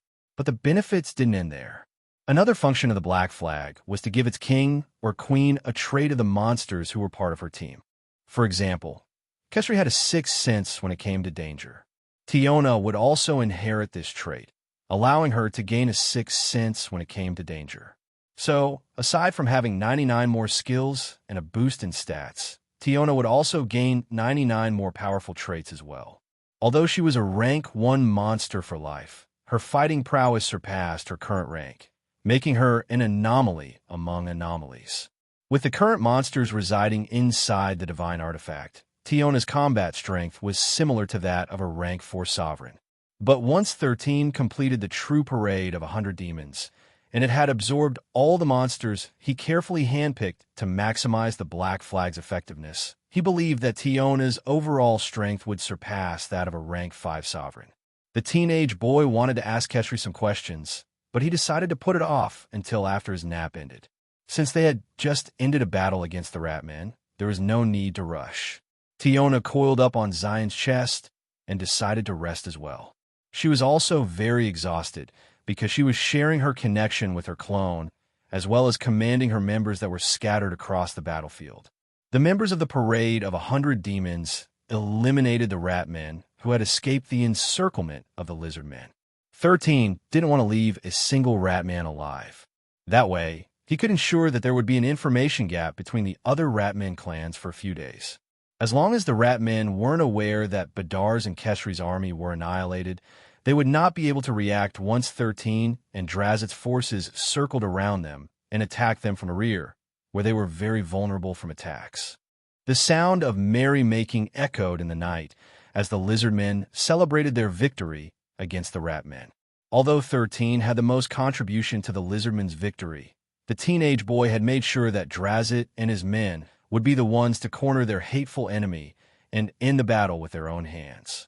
Drazit's victory in his duel with Badar had also cemented his position as the strongest warrior of the Varesti tribe, further increasing his influence among his tribesmen. The Wanderers were also treated warmly by the Lizardmen because they were under 13's command. The shamans had also decided to remove the symbols on their foreheads as proof that they now treated the teenage boys' mercenary group on equal terms. While everyone was enjoying the celebration, 13 excused himself and told everyone that he would be taking a stroll to clear out his head. But as soon as he was certain that no one was following him, the ground beneath his feet gave way, making him fall into Rocky's mobile fortress. It was about time he tied up some loose ends. Raising his hand, the Black Flag of the parade of 100 demons appeared to answer his call. "Come out, Kesri," 13 ordered. A second later, a shadowy form materialized in front of the teenage boy. Kesri was kneeling in a respectful gesture towards his lord and master. "Kesri, I will ask you some questions, and I only want to hear the truth. Do you understand?" 13 stated. Although the Ratman had indeed become part of his parade of 100 demons and was now loyal to him, Kesri still retained his memories, so he might feel apprehensive about attacking his own clansmen. Frankly, 13 didn't intend to let him fight against the Ratmen, wanting to avoid complications. This was why he only wished to gain some information about the location of their troops, as well as the individuals whom he needed to pay attention to. But just as the teenage boy was about to ask the Ratman his questions, Kesri spoke first while staring directly into his master's eyes. "Master, before you ask me questions, there's something I wish to tell you," Kesri said. "It's about the real reason why the war started." 13 arched an eyebrow. He was indeed very curious as to why this war was happening in the first place. Although rat men were aggressive monsters and waged war whenever they wished for it, they would always have a reason behind it. Since arriving at the fractured heaven, 13 never questioned why the rat men and the lizard men were at war. He simply thought that the two sides had been in conflict with each other and decided that they could no longer live under the same sky. Speak, 13 ordered. Tell me the truth. What started the war in the first place? Since Kesri was now one of his 100 demons, the rat man would follow his orders without fail. There are 4 factions who live in the fractured heaven, Kesri reported. The lizard men in the west, the rat men in the south, the goblins in the east, and the humans in the north. We often have skirmishes with each other, but it got worse when the balance of power was suddenly broken. The goblins gave birth to an emperor. The goblins were soon rallied and attacked the south, then took control of our sacred land. Since the goblin emperor's strength was something we are unable to overcome, we have no choice but to submit to his will in the hope that he will keep his promise. His promise? 13 crossed his arms over his chest. Let me guess, he promised that he would return your sacred lands to you guys, right? Yes, Kesri replied. This is the reason why we are desperate to win this war. Once the Goblin Emperor destroys our Shard of Origin, the rat men will cease to exist in the fractured heaven. 13 didn't need Kesri to tell him what the Shard of Origin was because he could easily access this information from his soul core. After skimming through the details of the Shard of Origin, he understood why the rat men allowed themselves to become the pawns of the Goblin Emperor despite knowing that he might not keep his promise in the end. Just like the name suggested, the Shard of Origin was the origin of the rat men. Similar to the world tree of the elves, it was what allowed the rat men to flourish. Without its blessings, the rat men would die out, unable to sire their next generation, which would erase their clans from the face of Solterra. A goblin emperor, so a rank 8 sovereign. 13 nodded in understanding. But the rat men are numerous. Even if you are facing a rank 8 sovereign, it won't be impossible to beat it with your numbers, right? That's true, Kesri replied. However, before we can even fight back, he came into the possession of the Shard of Origin. With him using it as a hostage, we are unable to mount a serious resistance against him. How did he get the Shard of Origin? Isn't that supposed to be in the most protected place of your clan? It's all because of a traitor. He sold us out. How typical. 13 allowed Kesri to explain his side of the story until he understood the gist of it. Basically, one of the Ratman princes who didn't think he would have a chance to rule their kind decided to steal the Shard of Origin with the help of the goblins. In exchange, he would become the king of the Ratmen and rule over his people with an iron fist. 13 wasn't surprised with this outcome because it was a very common scheme during succession wars. That bastard, Rangel, betrayed our people, not caring if you were just to become a pawn of the Goblin Emperor, Kesri said hatefully. As such, even if the lizard men defeat our clan in battle, they would have already lost countless warriors, making them easy pickings for the Goblin army once they advance southward. 13 pondered a bit before asking the Ratman a question that had been bothering him for a while. Before that, why didn't you attack the humans in the north? 13 inquired. Compared to the lizard men, they might have been an easier opponent, no? That is true, Kesri agreed. I don't know what the Goblin Emperor is thinking. We are just following his orders. But there are rumors that the new king of the humans has a good relationship with the Goblin Emperor. I can't confirm this rumor because we already marched towards our respective battlefields, but I believe that the humans might be the mastermind behind this war. Master, I have a request. Please try to retrieve the Shard of Origin. If you can do that, the Ratmen will forever be in your debt. Also, this senseless war will also come to an end. 13 crossed his arms over his chest and pondered a bit. Understand, I'll think about it, 13 replied after thinking for a few minutes. Thank you, Master, Kesri bowed respectfully. As long as you are able to save my kind, I, Kesri, will serve you faithfully for all time. 13 smiled faintly, because even if Kesri didn't make such a vow, he would have no choice but to serve him faithfully for all time. But since he didn't want to step on the ratman's sincerity and dignity, he chose to not say anything and unsummoned him for the time being. A second later, he activated the Ring of Apocalypse so that he could go visit the members of his trinity, whom he believed would be able to help him with his current situation. Fractured heaven. Kamrusepa frowned. Where in the world is that? Kamrusepa, do you know where it is? I don't know, Kamrusepa replied. But wherever it is, it's located somewhere out of our reach. Metatron, who was pretending to just happen to pass by the three people having a meeting, joined their conversation. The fractured heaven is on the western edge of Solterra, Metatron commented. It's a domain that cannot be entered easily because it is cut off from the rest of the world by an enchanted wall that extends for thousands of miles. An enchanted wall? 13 looked at the god of the Order of the Apocalypse with a solemn expression on his face. Why is it cut off from the rest of the world? It's because the one had no other choice but to seal them away to prevent them from getting annihilated by the jinns who first appeared in this world, Metatron answered. But those jinns are different from the jinns and magians that inhabit Solterra now. They didn't possess a lot of intelligence, and they were more beasts than beasts. In order to confine them within one place, the one sealed away fractured heaven from the world. That fool did it not because of goodwill, but because of guilt. Metatron spat out of disgust, but whether he intended for it to happen or not, his spit landed on Kamrusepa's wing, making the death bat have a face that was suffering from injustice. If that idiotic god sent you there, then it only means one thing. Metatron eyed 13 with a mischievous smirk plastered on his face. He wants you to clean up his mess for him. I knew it. 13 facepalmed. And here I thought that things would go smoothly this time around. Although Metatron didn't say everything, the teenage boy already had a gist of what his chain quest was all about. The god of wanderers used him as a tool to help clear difficult missions. So wherever he would be sent, great conflict would certainly follow. Okay, let's set aside the history of the fractured heaven for the time being, 13 said. For now, do any of you have any oversoul in your possession? I'll borrow one. I promise to pay it later.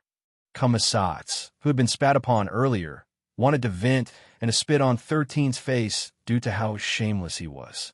However, knowing that doing so might offend Metatron and Kamrusepa, he decided to not do it. Instead, he lightly nudged 13's head with his fists as a way to vent out his frustrations. Do you think oversouls grow on trees? Kamrusepa asked. Maybe it exists in the treasury of the apocalypse, but finding one in Solterra is completely by chance. Oversouls didn't have a fixed appearance because they could be anything.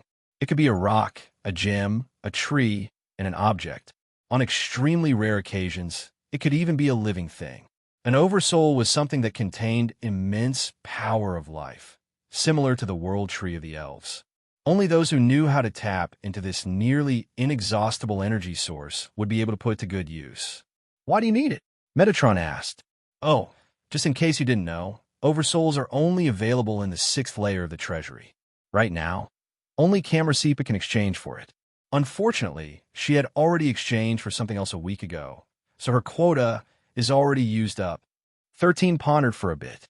Frankly, he wasn't expecting that Kamrusepa and Kamrusepa would conveniently have an oversoul in their possession. Even if they did, there was a high chance that they would have already used it for their own gains. Metatron, can I borrow Zed for this mission? 13 asked as he glanced at the rank 8 rock, who had taken a demi-human form. Haha, of course not, Metatron smirked. Don't use shortcuts, 13. I know what you're thinking. 13 sighed, because if he could only borrow Zed or Evavug from Metatron, he wouldn't have to worry about the Goblin Emperor or anyone in Fractured Heaven. He knew full well that Metatron wouldn't allow him to borrow Evavug, so he settled for Zed. But even that was rejected by the god of the Order of the Apocalypse, making him have no choice but to look at the members of the Trinity he was a part of. Then, can you let me borrow something that could detect the power of a shard of origin? 13 asked. I need to find it so that I can go back home faster. Kamrusepa and Kamrusepa both shook their heads because they didn't have something as convenient as that. Can't you just ignore those rat men and lizard men? Kamrusepa inquired. They're not even part of your mission. If you really wish for it, I'm sure you can brute force your way to your destination using that magma Balboa that follows you around. As much as possible, I don't want to always rely on Rocky. It will make me rusty, 13 replied. Besides, there's someone waiting for me at the end of this mission, and I need to face that someone alone. The teenage boy believed that the prophecy that was passed to him by Taiga's sister would come true. If he would be forced to fight to the death with the second person he hated the most, then he would need all the training he could get before that fateful day arrived. Asking Rocky for help in order to end the battle between Drazit's forces and the Ratmen was a special case. 13 deemed that it was the most effective choice to save time and manpower with the least sacrifices made. 13. While I may not be able to help you with your current mission, I will tell you a vision that I saw last night, Kamrusepa said with a smile. Of course, I'm not a true seer or a prophet, but I have a feeling that this vision will come to pass. What vision? 13 inquired. You will meet someone that you hate in your destination, Kamrusepa answered, which made 13 laugh. He would indeed meet someone he hated at his destination. This information wasn't something new to him. Tell me something I don't already know, 13 said with a smile. Oh, Kamrusepa arched an eyebrow.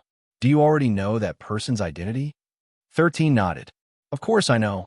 It's an old sh*tty, senile, and disgusting old man, right? Kamrusepa blinked once then twice before tilting her head to the side. It's not an old man, but a teenage girl. She's someone you hate the most. Teenage girl? Not an old man. Are you sure about this? Yes. In the vision I saw, you will meet a teenage girl. This time, it was 13's turn to tilt his head in confusion. The only girl whom he hated was the goddess of fate, but he was certain that she was not a teenage girl. In other words, he would meet someone he hated, but even he didn't know their identity. Can you give me a clue? 13 inquired, looking completely dumbfounded. Like, what does she look like? Kamrusepa covered her lips and giggled, because she found 13's current expression quite funny. A young lady who is as beautiful as a painting, Kamrusepa replied. That is all that I can tell you. That's it. 13 frowned. Are you talking about my sisters? Is it Sha?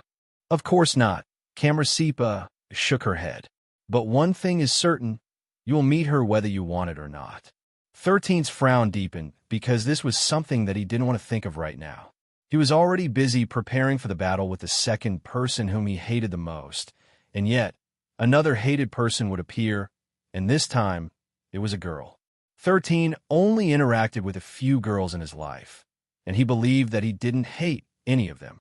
Well, it's no use to think about this for now, 13 thought. I'll just deal with it when the time comes. 13 wasn't too worried about Kamrusepa's vision, but he made sure to take note of it. Since he didn't manage to get any help from the Order of the Apocalypse, he decided to return to Solterra and implement a roundabout strategy to get what he wanted. Contrary to most of the Wanderers who had fallen asleep after the victory celebration, 13 was still wide awake, gazing at the campfire with a solemn expression on his face. Kamrusepa's words confused him. He initially believed that the one whom he would be facing in one of his missions was none other than his father, Deus Ex Machina. A girl? 13 thought. I hate the goddess of fate the most, but since she's number one, she couldn't possibly be number two. Maybe I'm interpreting this wrongly. Maybe Kamrusepa saw someone whom she believed I hate. After a few more moments of silence, the teenage boy sighed and shook his head. It's no use worrying about this now. 13 closed his eyes. The only thing I need to worry about is how I'm going to deal with the current situation. After knowing the real reason behind the war, he understood that continuing it would just lead to the ruin of both the Lizardmen and the Ratmen. If the Goblins were to attack after the Lizardmen had already lost the majority of their fighting force, it would be a one-sided massacre. The Ratmen, who had their shard of origin taken from them, had no choice but to listen to the orders of the Goblin Emperor if they wished for their bloodline to continue within the fractured heaven. Then, there's also the humans in the north, 13 mused. According to Kesri, the Goblin Emperor and the leader of the humans seemed to have formed an alliance of sorts. After carefully analyzing the information he had gathered, he was starting to wonder if the attack of the Ratmen on the western regions, where all the Wanderers were supposed to gather, was merely a coincidence. There's no coincidence in this world, 13 thought. These events were meant to happen. There's also a reason why the One sent me to this place. As 13 carefully analyzed his options, someone lightly tapped on his shoulders, making him glance to his right side. Can't sleep? Sherry asked before sitting beside 13 on the log. You left during the celebration party, and right after you came back, you looked like you just heard some bad news. Maybe I did, 13 said as he threw another log at the campfire, keeping alive. You know, sometimes I find you annoying, Sherry commented. There are occasions when you have that brooding look on your face, as if you're shouldering all the burdens of the world. You're just as old as me, so stop acting like an adult. You know, if I didn't act like an adult, all of you would already be dead right now, 13 replied. Do you want me to stop keeping you brats alive? On second thought, brood all you want. Sherry smirked. I want to go home, so I can see my parents and sister again. You brat. I'm still a brat, so you're not wrong.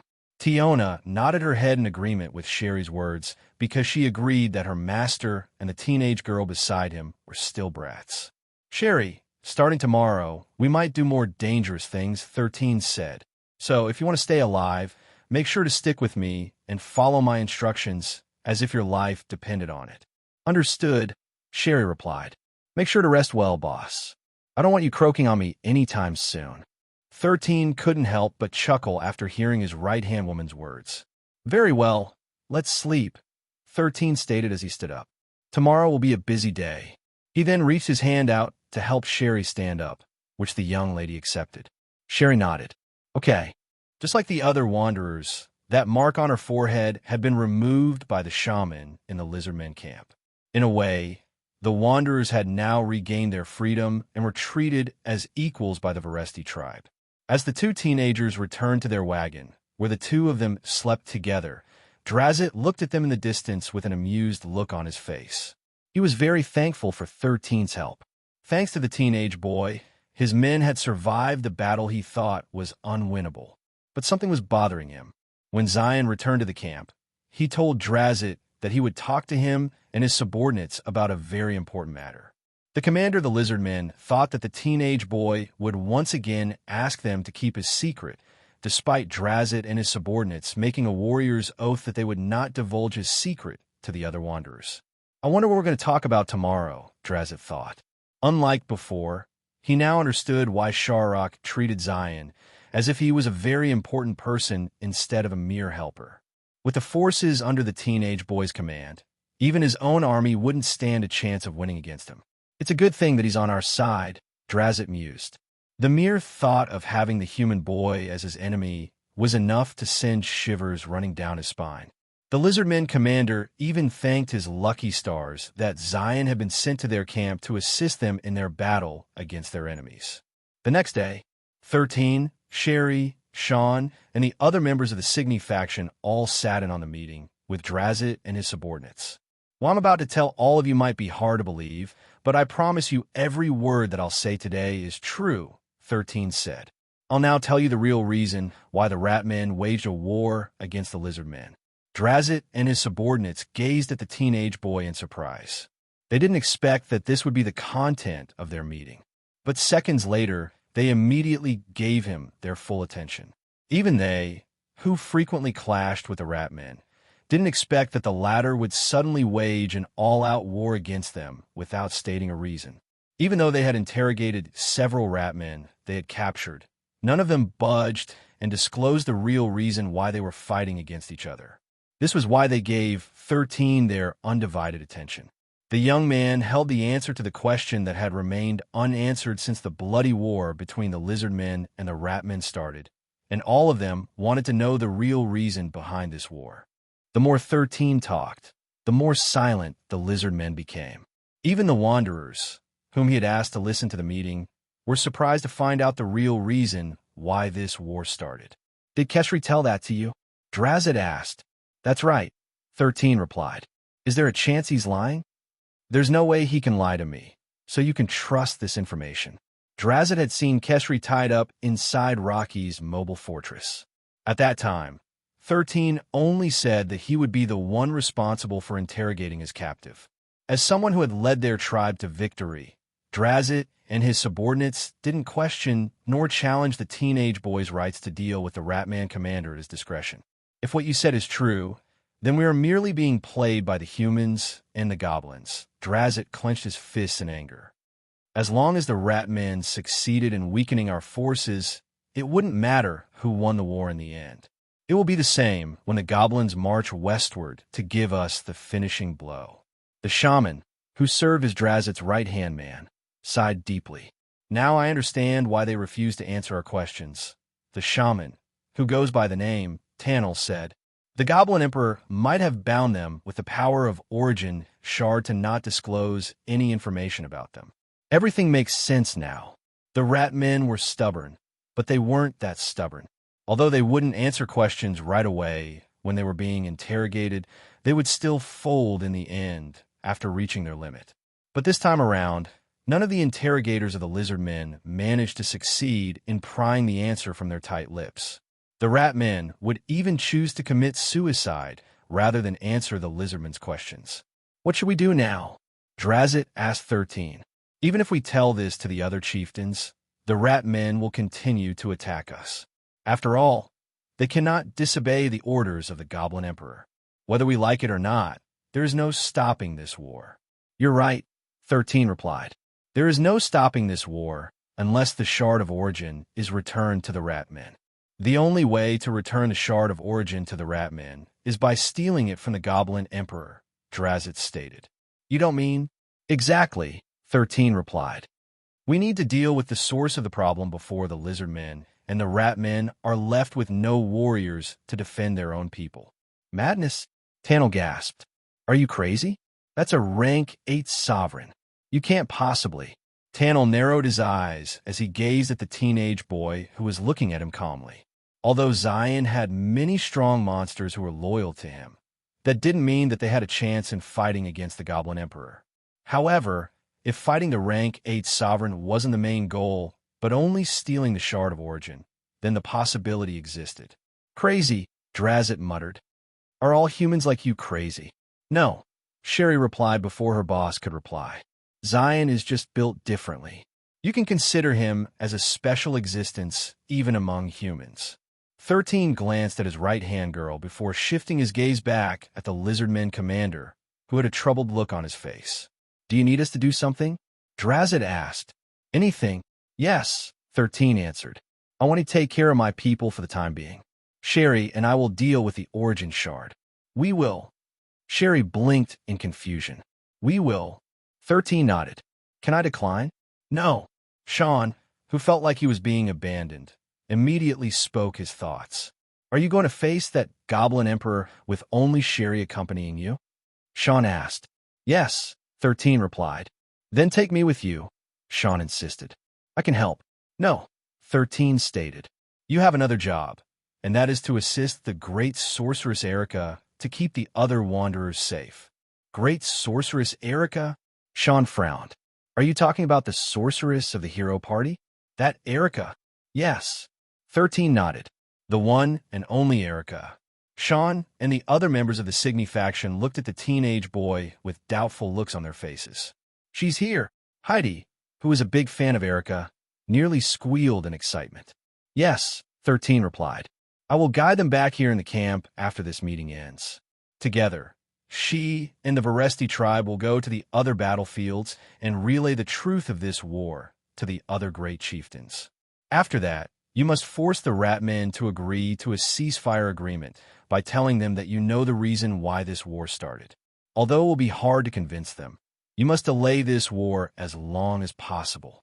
This, Drazit didn't know if the other chieftains would believe his story. Then can you surrender Kesri to us so that the other great chieftains can personally listen to his confession? 13 shook his head. I can't. I will need Kesri's help to navigate across the Ratman's territory and find the location of the Shard of Origin. You need to convince the other chieftains with your own influence. If you really can't convince them, you can help drive away the Ratmen on the other battlefields to force them to retreat for a time. If you're unable to make them retreat, then use other tactics. For example, making a forest fire. Drazit and Tannel glanced at each other because they knew that Zion was being serious. He had already done this in the past, so they knew the consequences of their actions. I know that it's hard to digest, so I'll go pick up my other comrades that are hiding in this region, 13 said. You can give me your decision when I return. But remember this, turning a blind eye to the truth will not solve the problem. Only when the lizard men and the rat men came to a compromise would we be able to put a stop to this war, with both your fighting force intact. 13 scanned the faces of the lizard men who were all looking at him and sighed. There's a chance that you guys will not only be fighting goblins soon. Maybe the human kingdom in the north will finally make their move when they realize that their plan isn't moving in the direction they intend it to be. After saying those words, 13 left the camp with the members of the Signy faction. All of them wanted to see for themselves if Zion was telling the truth or not about Erica being in the same region as them. Half an hour later, they arrived at the camp of the sorceress of the hero party, which made Heidi ecstatic. Erica, who was already expecting their arrival after Tiona's clone informed them beforehand, made a gesture for 13 to come closer to him. We need to talk, Erica said. Now. 13 nodded in understanding. During their journey, he briefed Erica about their current situation, making the sorceress understand the gist of the current situation. When the two were finally alone, Erica crossed her arms over her chest and narrowed her eyes. Take me with you, Erica stated. No, 13 replied. You need to lead the Wanderers to safety. Don't worry about that. Erica shook her head. David will lead them in my stead. He has good leadership qualities, and the apostles also listen to him. But he's not you, 13 commented. Some of the Wanderers in my team are the scions of the Signy faction. They are proud and arrogant. They will not allow any ordinary person to command them. Then why are you taking that girl, Sherry, with you? Erica arched an eyebrow. Can't she lead them instead? Isn't she your second in command? Erica, listen to me, 13 said softly. There are only two people that I can trust at the moment. You and Sherry. I will need Sherry's help in my infiltration mission. If you stay here with the other Wanderers, I will be able to fight without worry because I will be sure that they are in good hands. I can help you too, you know. Erica insisted. Whatever help she can give you, I can do it better. You're being stubborn, Erica. Oomph. I'm only doing this because Sister Rihanna, Viola, Sharon, and Louise asked me to help you if I ever see you in Solterra.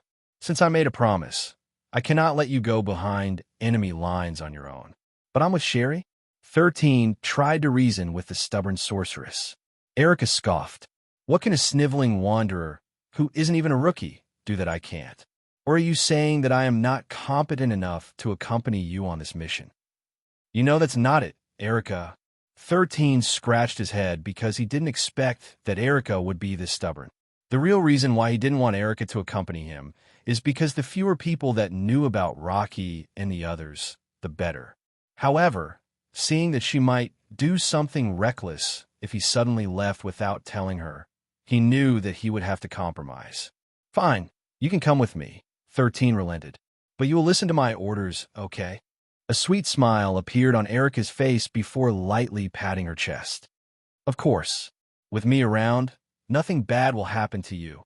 I sure hope so. 13 looked unconvinced, but since he already gave his word that Erica could accompany him, he had no choice but to follow through with it. After a short discussion, the Wanderers agreed to merge with the other Wanderer team that was waiting in the Lizardmen tribe.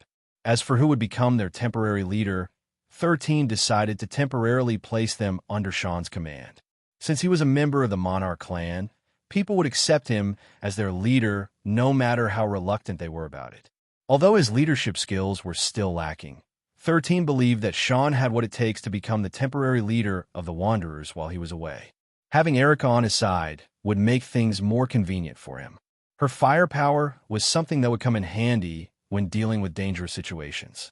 Truth be told, after experiencing the exhilarating battles with Zion, Sean, Heidi, and their subordinates wished to follow him instead. But this was where 13 put his foot and firmly said no. Erica and Sherry were still people he could trust, but the Signy faction was another thing. They were born with a golden spoon on their lips, and their loyalty lay in their families.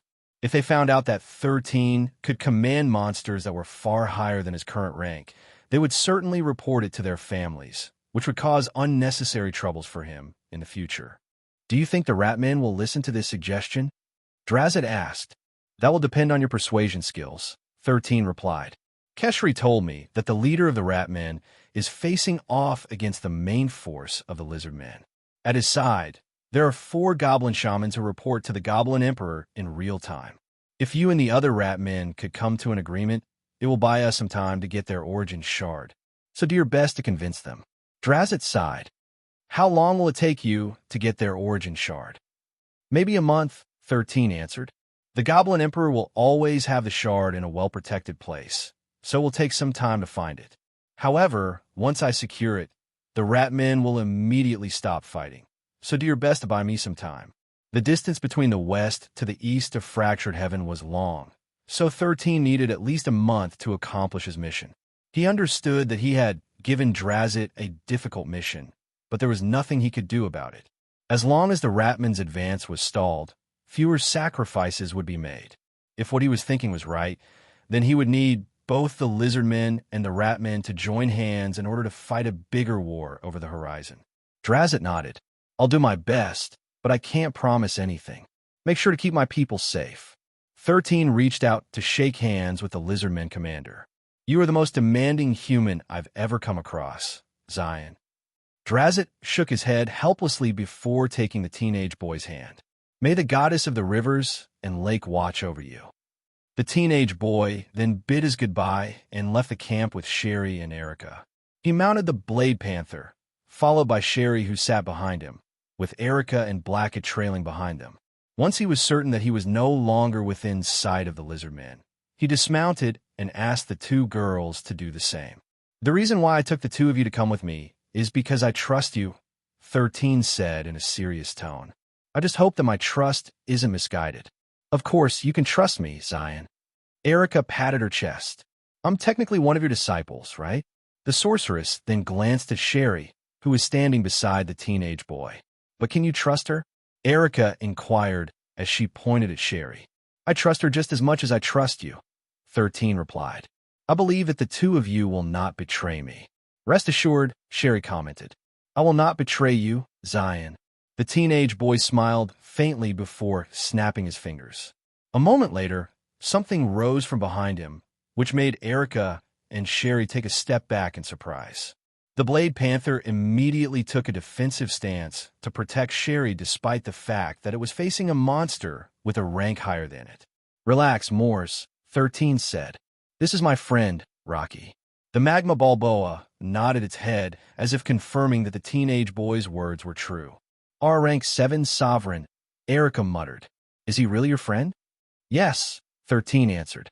I met him a while ago and fed him some rocks. We hit it off, and now we're good friends. The 2 girls gave 13 the, do you really think that we'll believe you? Gaze, but he only smirked at their dumbfounded reactions. Okay, I know that both of you have a lot of questions, but we can't stay here.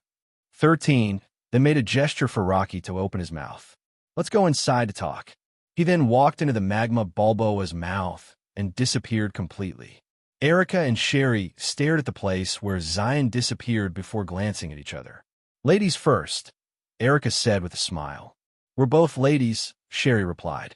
You go first, Auntie. Did you just call me Andy? Yes, Andy. Is there a problem? Why you? Erica was about to give Sherry a piece of her mind.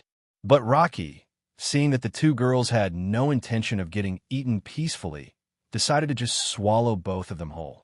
The 2 girls screamed at the same time as they fell into the darkness. But a second later, they found themselves sitting on solid ground, which surprised them. Where? Erica glanced at her surroundings because he thought that she would find herself inside the Magma Balboa's stomach. However, the scenery around her reminded her of a lakeside that she had seen back in Pangea. This is Sherry, who was just as surprised as Erica, looked around and saw Zion standing several meters behind her, being hugged by a skunk-like monster that was at least 3 meters tall. Yes, I miss you too, Giga, 13 said. Have you been well? Giga made skunk-like noises, which the boy replied to. The 2 ladies then noticed 2 ogres who were busy roasting a few boars over a campfire while chatting with some trolls. A glance was enough to make the two teenagers understand that the monsters around them were very strong monsters. "Oh, the two of you are finally here," 13 said. "Come, let me introduce you girls to my friends. This is Giga, a blaze skunk." Giga then raised his claws and waved at the two girls, making the two reluctantly wave back at him. "This is O1 and O2, 13 stated. If you can't tell them apart, just look at the armband they're wearing on their right arm. As you can see, they have their numbers placed there.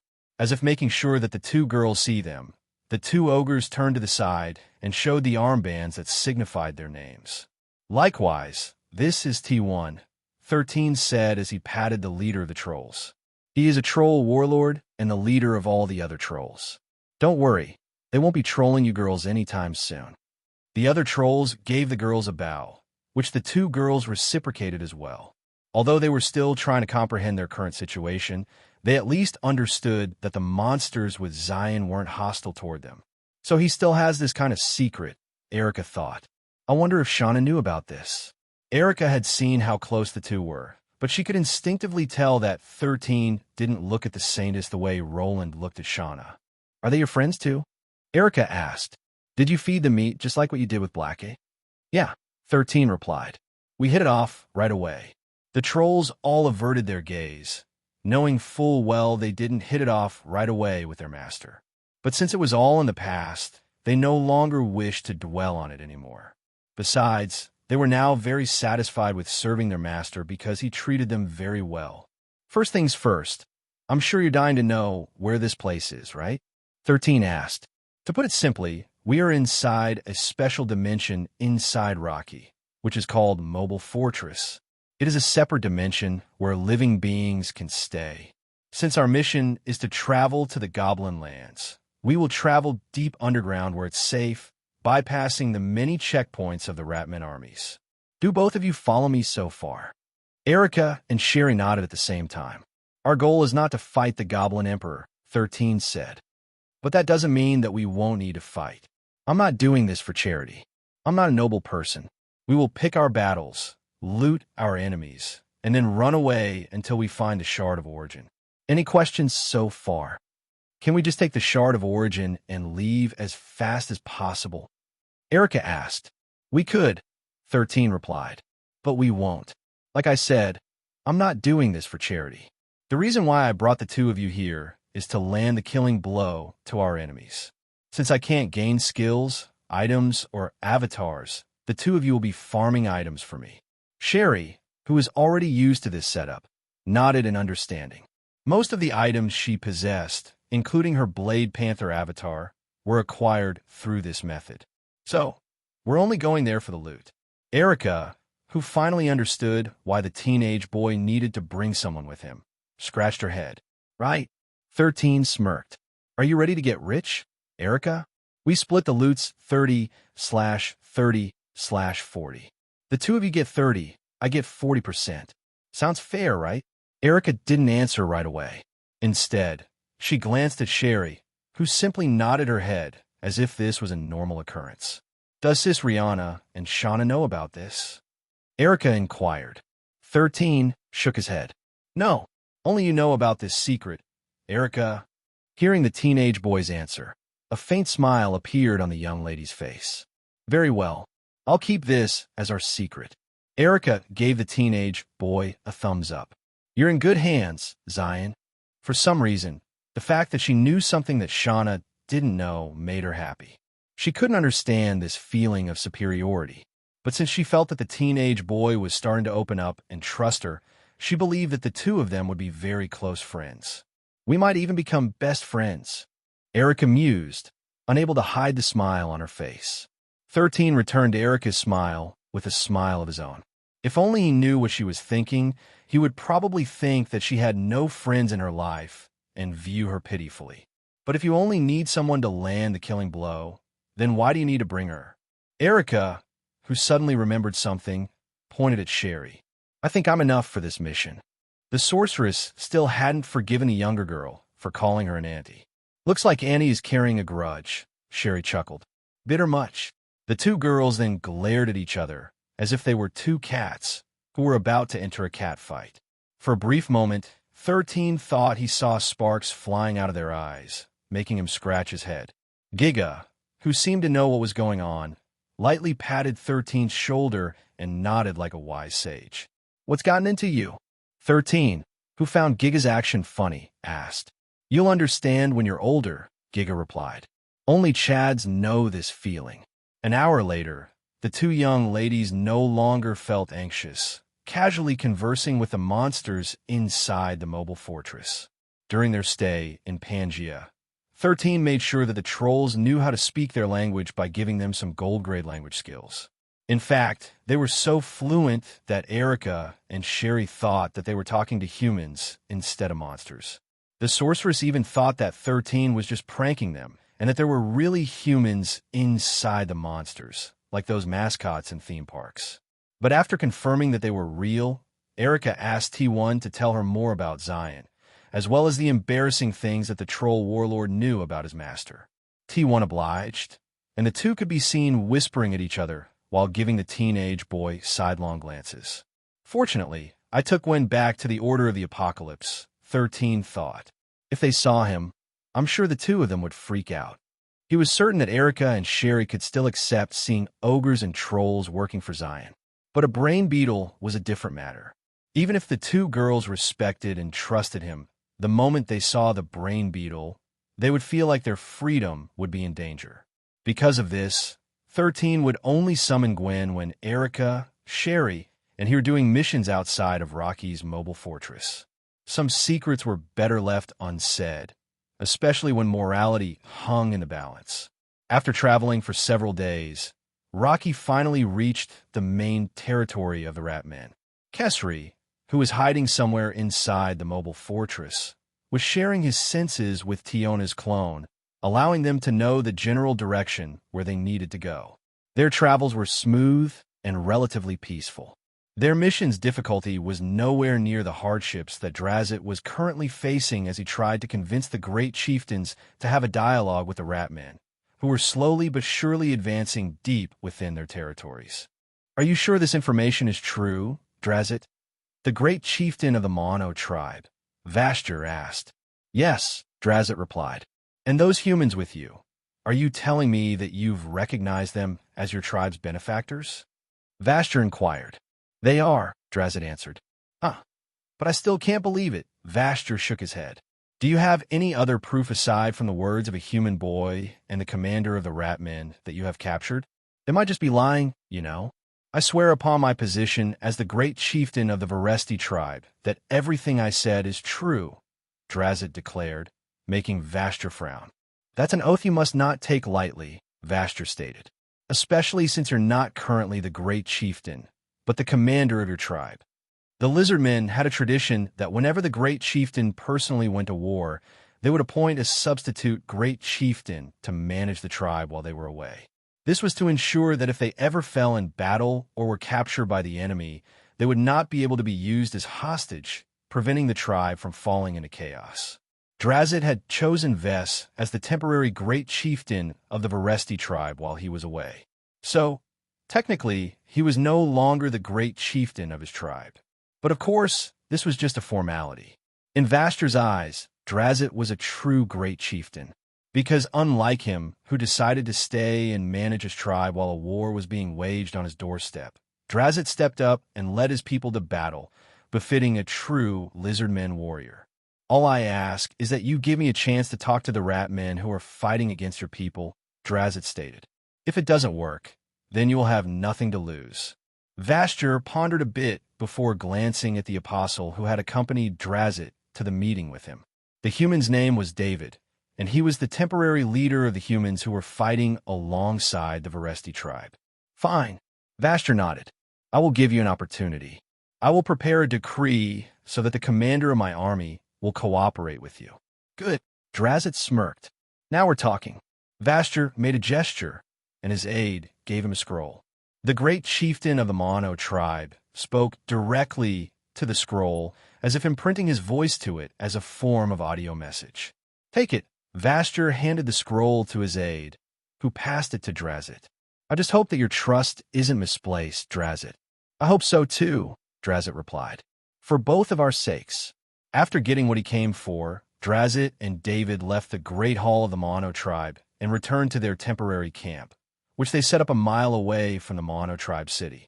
There were certain rules that must be followed, including the rule that no army belonging to another tribe may enter the city of another tribe, especially since most of their warriors had headed to war. I'm sorry, but tomorrow at first light, we will once again start to travel, Drazit said to David, who was riding a wolf avatar beside him. You don't have to worry about us, Commander, David replied. This is the perfect training for those first-timers. Why do you call the younger ones first-timers? Drazit inquired with great curiosity. Because this is their first time experiencing something like this, David answered. That's why I call them first-timers. Is this their first time going to war? Something like that. David couldn't possibly tell the lizard man that the younger teenagers who were part of their group were undergoing their first wandering. It was a time when they would change from being normal teenagers to teenagers who had faced and overcame challenges that even adults would find difficult to accomplish. It would have been better if Erica stayed behind, David grumbled. These kids, especially those from the Signy faction, are hard to control. Although he was an apostle and was stronger than the members of the Signy faction, their influence was greater than his. Because of this, he couldn't directly give them orders unlike the rest, who recognized him as their temporary leader. Since he really couldn't be bothered to create conflict within their group, he allowed Sean to manage his own people. This was also the advice that 13 had given him before he left with Erica to find the shard of origin that belonged to the Ratmen. I wonder what she's doing right now, David thought. Maybe she's busy protecting Zion since he is just a rookie. David thought that Zion Leventis decided to take Erica with him to serve as his bodyguard, and for a while he thought of him as lucky because he was in good hands. Meanwhile, somewhere in the southwestern region of the Fractured Heaven, Zion, you bastard! What do you think you were doing? Why did you leave me here? Erica shouted in anger as she shot magic bullets left and right because she was currently surrounded by dozens of rank 2 goblins. Earlier, 13 said that she should just stay in this particular location and stand guard while he infiltrated the goblin camp with Sherry. However, to her surprise, all the goblins suddenly came swarming out of their camp and charged at her hiding place. Left with no choice, Erica started to cast magic bullets left and right to kill one of the monsters that female wanderers hated the most. For some reason, her guardian, Blackie, also disappeared before the goblins attacked, leaving her to fend them off on her own. While this was happening, 13 was munching on an apple while seated on a tree branch with Sherry. You're very evil, you know that? Sherry said. I know. 13 replied before taking another bite of the apple in his hand. But this is for her own good. She needs to get used to being mobbed by monsters if she wants to survive this mission. Sherry shuddered subconsciously because she had a feeling that she would be tossed into a similar scenario very soon. Although she liked to call Erica Annie, that didn't mean that she disliked the latter. She was just a bit jealous because Zion could talk casually to her without treating her like someone older than him. In fact, during the past few days they were together, she noticed that Erica would sometimes treat Zion like that of a little brother. But at times, this relationship would be reversed, with Zion being the older brother and Erica the little sister, the kind who was in her rebellious phase. She even thought that it might be nice if Zion treated her the same way. The closeness that he and Erica have for each other were more than friends, but less like lovers. You're not going to do that to me, right? Sherry asked. Nah, 13 replied. Why was there a pause before you answered? It's just your imagination. Half an hour later, Erica panted for breath while leaning on a tree. All the goblins around her were dead, but deep inside, she also felt like dying due to how exhausted she was. She had experienced this same feeling of exhaustion when she was still with the hero party.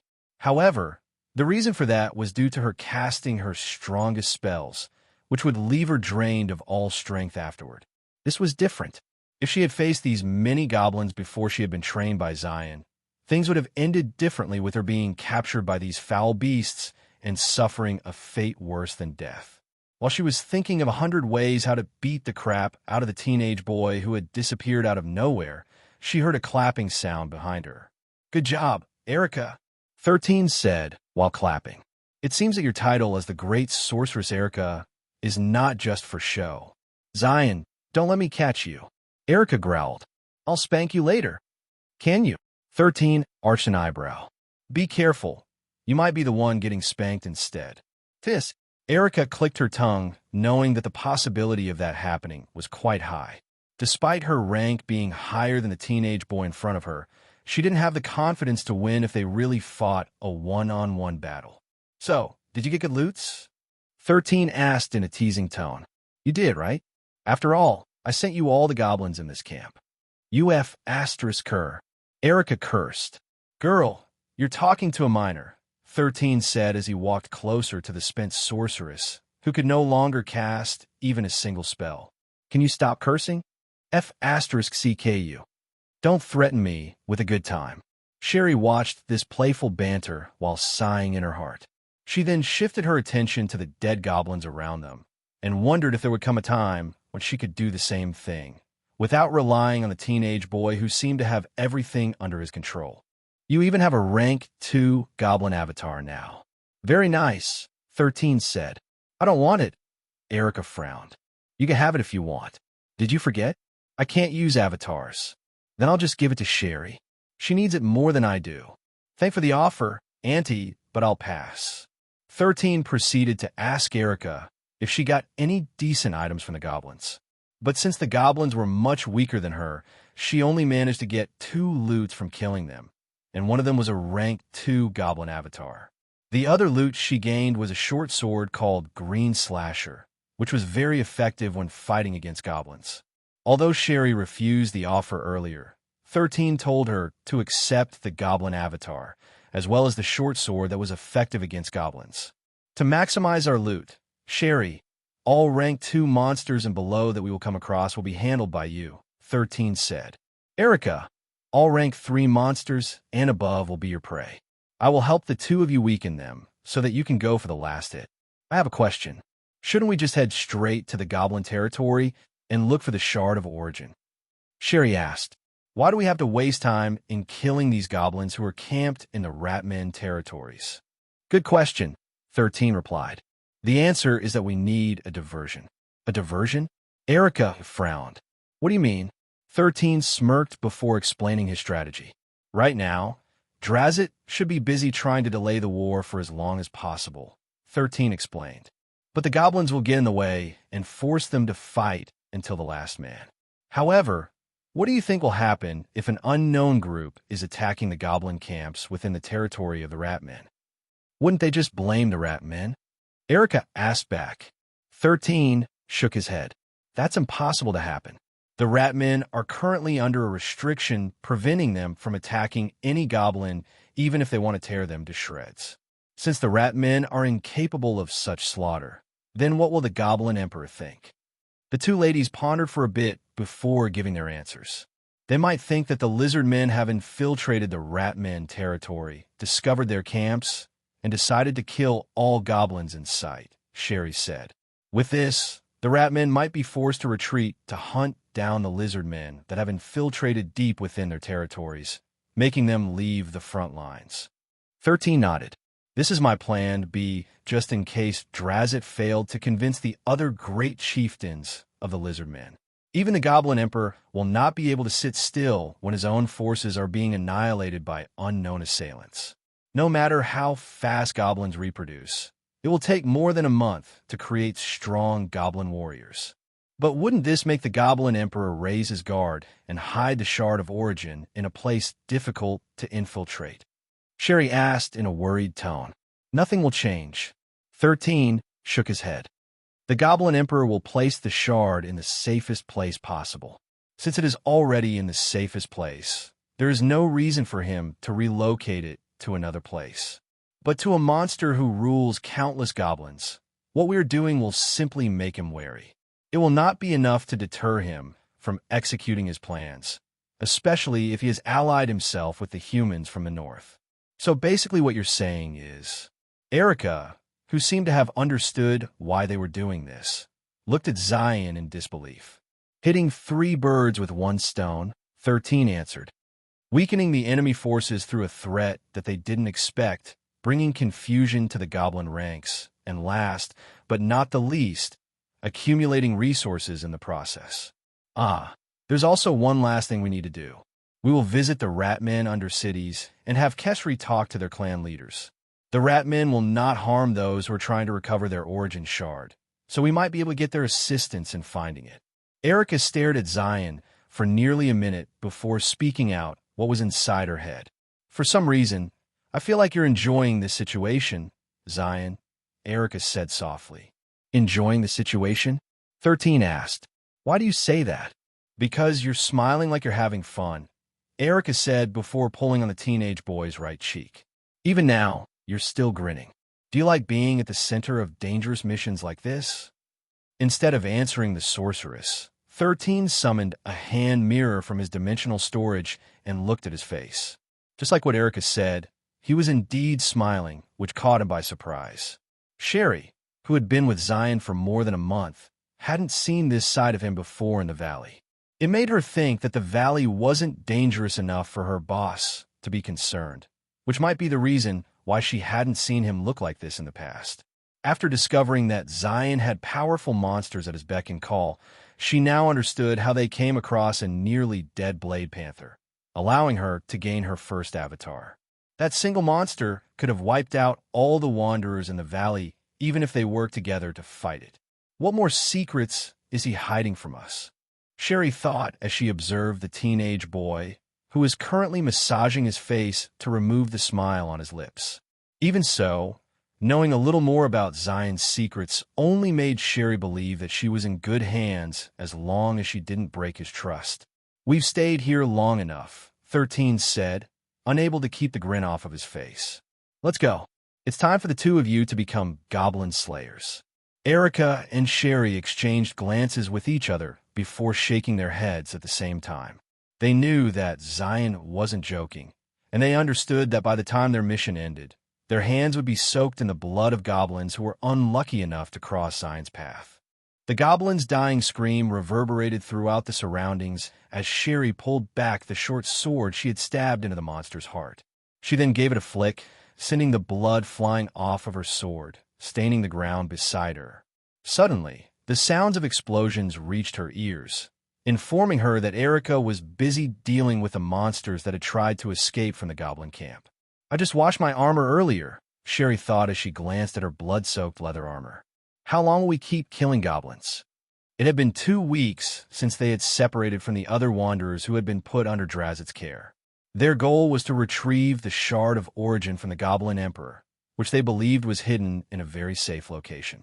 However, instead of venturing deep into goblin territory, they had been circling around the Ratman's domain because Zion said that he was looking for someone.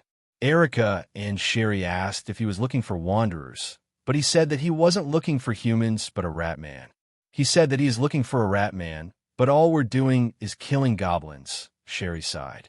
Still, we are able to rescue a few wanderers, so I guess this isn't such a bad thing. During their raids in the goblin camps, they found several teenage boys who were captured by them. Fortunately, the goblins hadn't captured any girls, which made Erica and Sherry breathe a sigh of relief. Perhaps the one showed these girls mercy and sent them to places far away from the goblins, saving them from a gruesome fate. Unfortunately, 13 didn't trust them enough to allow them to enter Rocky's mobile fortress. Because of this, he asked Blackett to lead them back to the Lizardmen territory, where Drazit and the other wanderers were gathering. Just as Sherry was thinking about these things, the sound of footsteps reached her ears. Brat, are you done? Erica asked. Yes, Sherry replied. Did no one escape, Annie? None. Good. As if waiting for that confirmation, Rocky emerged from the ground and opened his mouth. Zion then walked out of it, glancing at his surroundings as he approached them. As if satisfied with what he saw, he nodded his head in satisfaction. Good job, 13 said. Rest for 2 hours, then we will raid another goblin camp. Ugh. Huh. The two teenage girls glared at their annoying boss, who only smiled back at them. Fine. Rest for 4 hours, 13 said. After that, we raid another goblin camp. Zion, let's just get the Shard of Origin already, Erica begged. You said that we only have a month. Half of it has already passed. So we should hurry, right? You're not wrong, but I still haven't found the rat man I've been looking for, 13 replied. Who is that rat man? Sherry asked. Why is he important? Can't you just grab a random rat man and get it over with? I can't. 13 shook his head. It has to be this particular rat. The two girls shared a fed-up glance with each other before crossing their arms over their chests and glaring at the teenage boy at the same time. 13 was about to tell them that they should calm down for a bit. But before he could do that, he paused and looked toward the east. Change of plans, Tiona found him, 13 said, which made the two girls wonder what he was talking about. By him? Do you mean that rat man? Erica inquired. Tiona finally found him? Sherry asked, feeling relieved that they could finally stop killing goblins. Yes, 13 replied. Let's go. Rocky then swallowed the three teenagers before once again burrowing into the ground. Since Tiona's clone finally found the person whom 13 was looking for, they no longer wasted time and headed to his location as fast as they could. The reason why he didn't go to the Goblin Emperor's camp right away was that he needed to find a very special rat man. When a certain race was facing a crisis that seemed hopeless, a special individual would appear. This had happened in the Valbera archipelago when Arundel the Destroyer had planned to conquer it. That person was none other than Taiga. If his story followed the original script, the entirety of the Valbera archipelago would have fallen into Arundel's hands. The Tiger King kingdom would have been razed to the ground, and Taiga's family killed without mercy. He would then hide away somewhere in the archipelago to train, and then rise up to rally the survivors and overthrow the invaders who occupied their land. This character progression would take a few years to reach maturity until Taiga became old and strong enough to fulfill his role as the hero of his people. But this event didn't come to pass. 13 had thwarted Arundel's plan and made sure that Taiga and his brother, Anwer, would not fight each other to the death.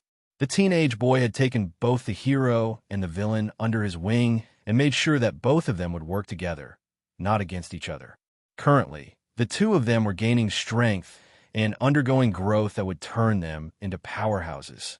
Despite the fact that their role should have been over the moment that Arundel perished, their destiny was now tied with 13, and they would become his strength in the time when he needed them the most. A similar event was happening to the Ratman race. Because of this, a hero would be born from them.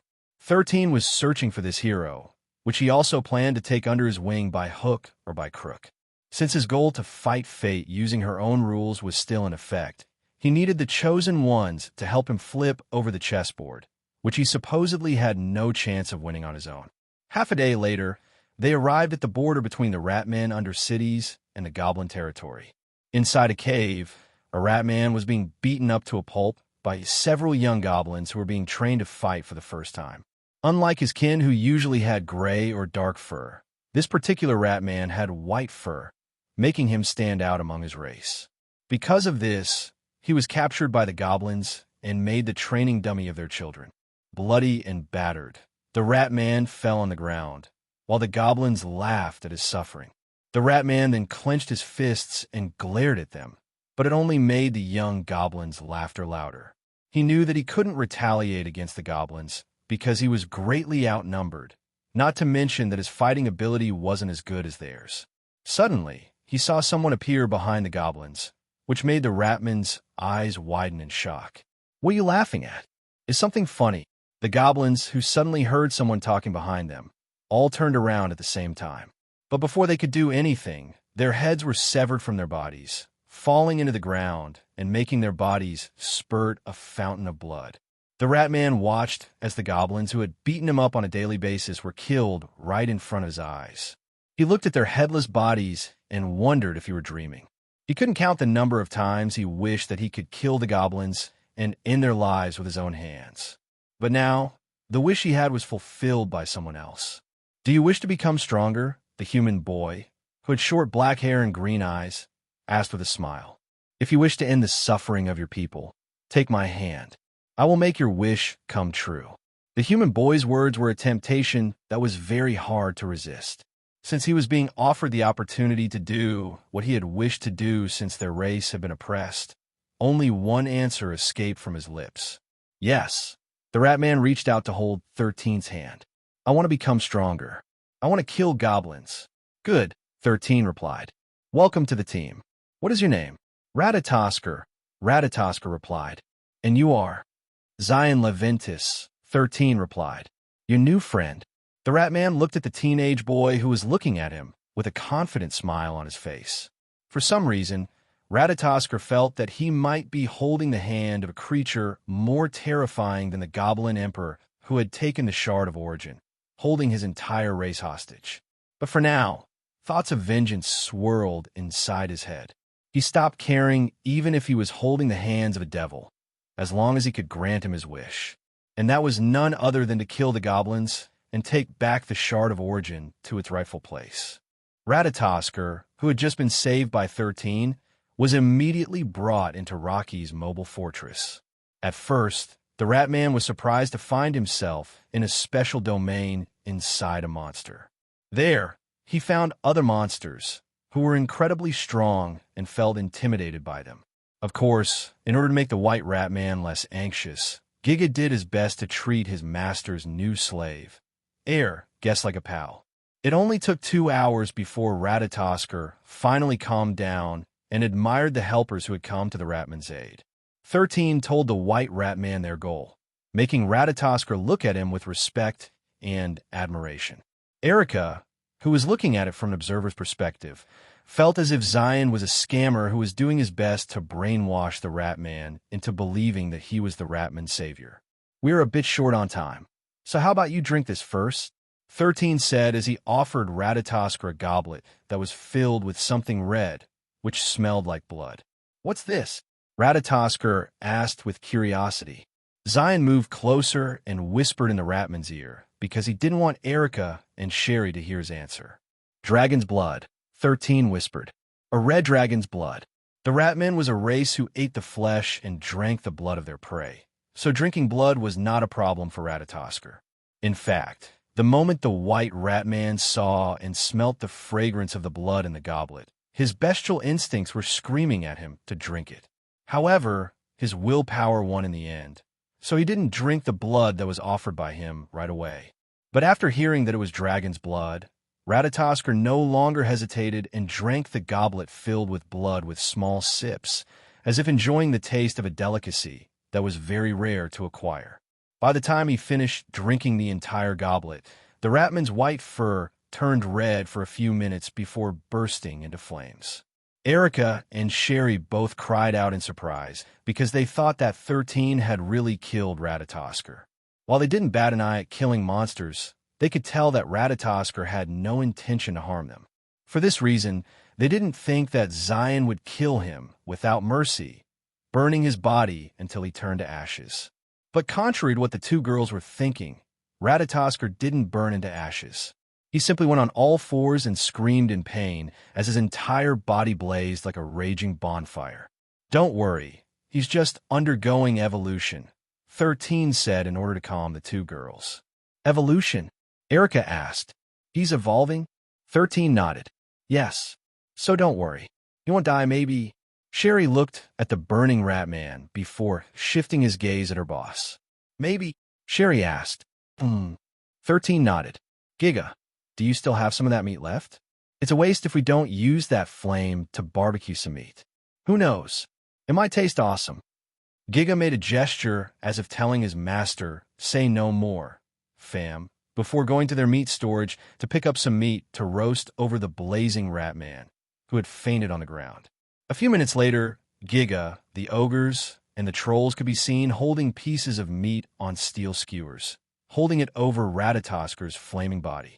The corner of Erica's lips twitched after seeing this scene and politely declined Giga Chad's offer of eating the barbecued meat he had roasted over Ratatosker's body. 13, on the other hand, wasn't picky and accepted the meat from the blazed skunk. This is tastier than expected, 13 commented, clearly enjoying the barbecued meat in his hand. Are you sure the two of you don't want it? I'll just have fruits today, Erica replied. Me too, Sherry seconded. 13 shrugged. It's your loss. Several hours had passed, but Ratatosker's body was still burning without any signs of ending.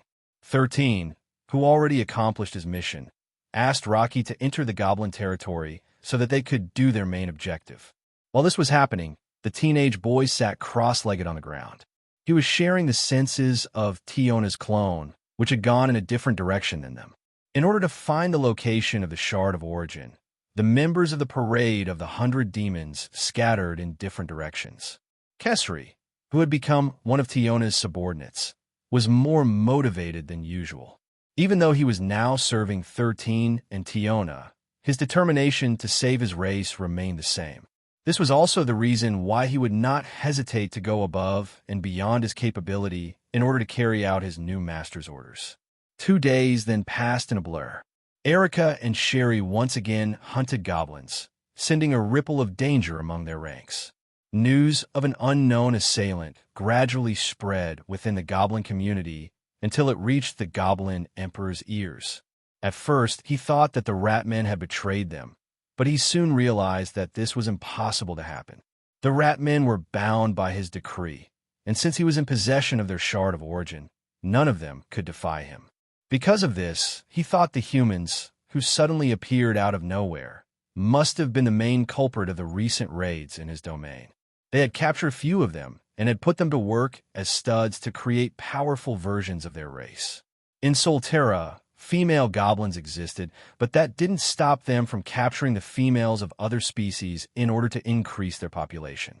Also, some of the goblins born between a goblin and other races were born with special traits and abilities, making the goblins prefer to mate with other species than their own. The only time they would reproduce with each other was when there were no other options, which ensured that their race would continue to thrive even if they didn't manage to kidnap the females of other species. What do you think? The Goblin Emperor asked the only human inside his throne room. Is it those other humans? Other humans was the term the goblins used for the humans that suddenly appeared in fractured heaven who didn't belong to the human kingdom located in the north. It's possible, the middle-aged man replied. I don't think the lizard men will go all the way here in your territory when they are busy with the rat men. The Goblin Emperor nodded in agreement before raising his fist. Find them, the Goblin Emperor ordered. I don't care if you bring them back to me dead or alive, but make sure to find them and bring them to me. Yes, countless goblins raised their weapons in approval before leaving the throne room in haste. They were enraged that someone dared to mess with their kind and right inside their domain. The Goblin Emperor knew that any variable would hinder the plan that he and the king of the humans had agreed upon.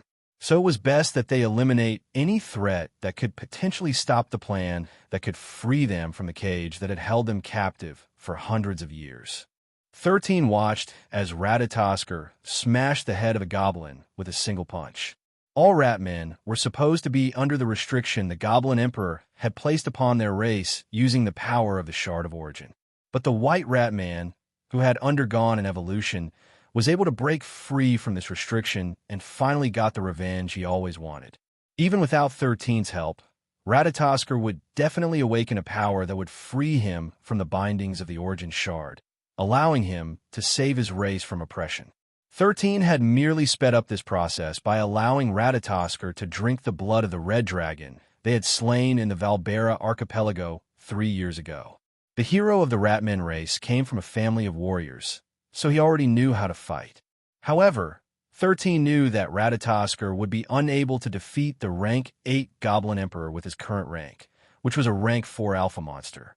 It would take a few years before he reached maturity and carry out the role that he was supposed to play. But since 13 didn't have time to wait for him to grow, he forcefully made Ratatosker gain battle experience as he fought the goblins on their home turf. Fighting alongside him was none other than Erica and Sherry, who had gotten close during the past few days. While they still bickered from time to time, they would not hesitate to work together in order to bring down a powerful foe.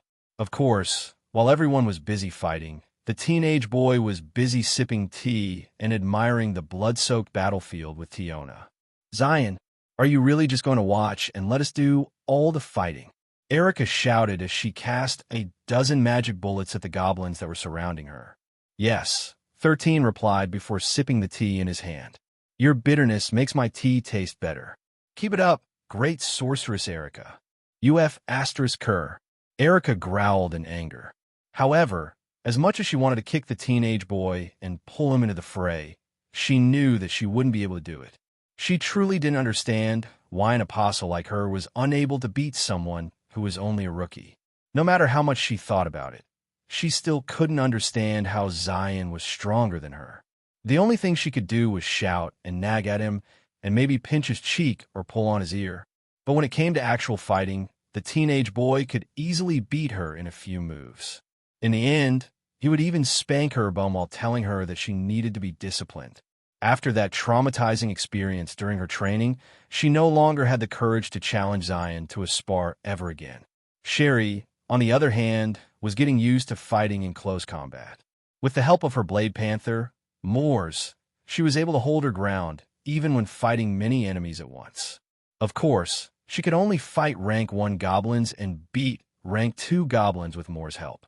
Even so, her growth was incredibly fast, and even Erica had to admit that Sherry had a lot of potential.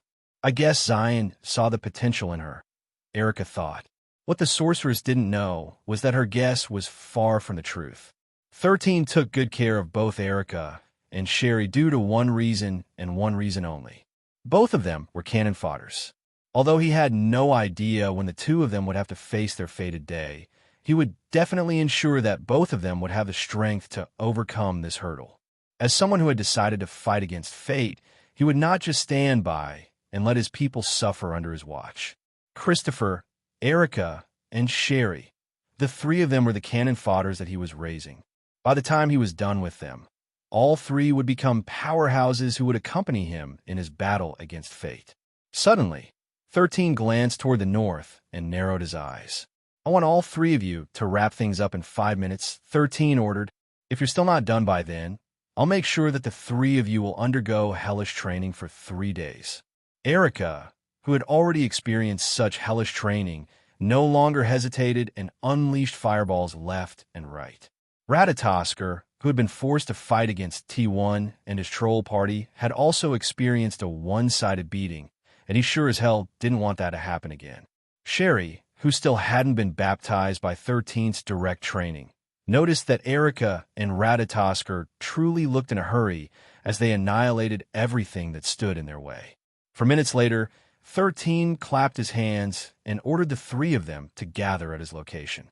A moment later, Rocky swallowed them whole and left the place in haste. Several minutes later, dozens of goblins, who were riding on dire wolves, arrived at the scene. When they saw the devastation and corpses of their comrades, all of them shouted in anger. They died just recently, a goblin scout reported to the goblin leader who had accompanied them. The blood is still fresh. I believe that it hasn't even been half an hour since they died.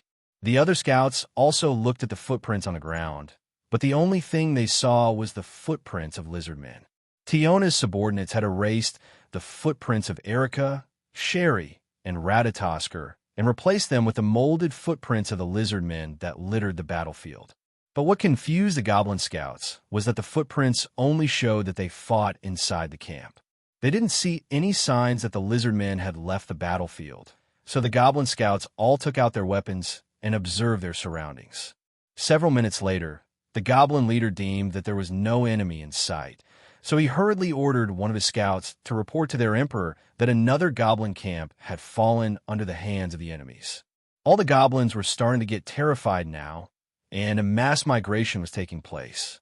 They were all headed toward the goblin city, where their emperor ruled, in the hopes that he would be able to protect them from the unknown assailants who were raiding one goblin camp after another. Because of this, they momentarily forgot about the ongoing war between the lizard men and rat men. It was normal to focus on internal problems more than external wars that were taking place far from their domain. Even the goblin emperor was starting to get annoyed because the reports always said the same thing. In every goblin camp that was attacked, they found not a single survivor, only lizard men footprints. As much as the goblin emperor tried to think that the lizard men attacking them was next to impossible, it didn't change the fact that only lizard men footprints were found in the scene of carnage. This led the goblin emperor to believe that the lizard men had acquired a method to travel under the ground or in the sky, which was why their footprints didn't lead anywhere. Can you take a look at it? The Goblin Emperor asked the middle-aged man who was standing beside his throne. Very well, the middle-aged man nodded. I'm also curious to see just who is daring enough to challenge your authority. The middle-aged man then asked the goblins to bring him a bowl of water so that he could use his scrying spell to pinpoint their enemy's location. However, no matter how many times and how hard he tried, the only thing he could see was a pair of green, glowing eyes staring back at him from the darkness of the abyss. A week had passed since Ratatoskr joined 13's group. He had been getting stronger and stronger through constant battles against the goblins and by devouring their beast cores. 13 had prevented Sherry from absorbing any cores for the time being and simply told her that he would look for a rank 5 core for her to absorb. The young lady had once been told by her parents that she should prioritize quality instead of quantity when absorbing the beast cores of monsters in her first wandering. It was an open secret that the higher the rank of the beast core a wanderer absorbed before they broke through the next rank, the stronger they would become. Of course, the wanderers who were sent to Solterra for the first time didn't have the luxury to choose which kind of beast core they would absorb at the early stages of their journey. Only those who had received proper training or were lucky enough to come across a rank 4 monster beast core and above were able to maximize the effects of this absorption. Erica had been lucky during her first wandering because she had come across the fight of 2 rank 4 monsters, with one of them being a fire salamander. The brutal battle fatally injured both monsters, so Erica simply waited until they drew their last breath.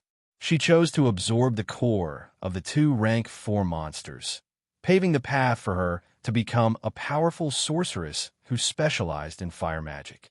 This was also the reason why she was ahead of her peers and became part of the hero party. With this in mind, she couldn't help but feel a little envious of Sherry because Zion was more than capable of defeating a rank 5 monster and allowing the teenage girl to absorb it without problems. However, on this particular day, the teenage boy gathered them to have a meeting with a serious expression on his face. The time has come to finally find the Shard of Origin, 13 said. The goblins are now merging into bigger camps, making it hard for us to raid them with our numbers. Erica and Sherry, the 2 of you have gathered many resources in this expedition, so I think you no longer need to kill any more goblins. Finally, Erica did a fist pump because she was indeed sick and tired of killing goblins. For some reason, the sorceress had managed to gain a few goblin avatars with different professions. 13 didn't miss the chance to tease her, calling her the Goblin Queen, which infuriated her very much. Sherry also gained 4 goblin avatars, with 2 of them being goblin warriors and the other 2 being goblin shamans. All 4 were rank 2 monsters, and she was able to kill them with the help of her blade panther, Moors. Aside from the avatars, she also gained a variety of weapons with special abilities. Her dimensional storage was now filled with bows, swords, short swords, shields, staffs, and armor. 13 said that she should keep them for now and distribute them later to the members of their mercenary group, which they had left behind with the lizard man. Sherry now understood that her boss wanted to not only arm her to the teeth, but also the other wanderers as well. Items with skills and abilities were not easy to find, especially for wanderers who didn't specialize in fighting. Now, we will solely focus on finding the Ratman's Shard of Origin, 13 stated. It will not be an easy mission because the Goblin Emperor has surely hidden it in the safest place within his domain. If it's well hidden, then how are we going to find it? Ratatoskr asked. I have my ways, but even then, it will not be easy, 13 replied. The worst-case scenario is that the Goblin Emperor didn't hide it in his domain. It's possible that he asked his allies to keep it safe for him.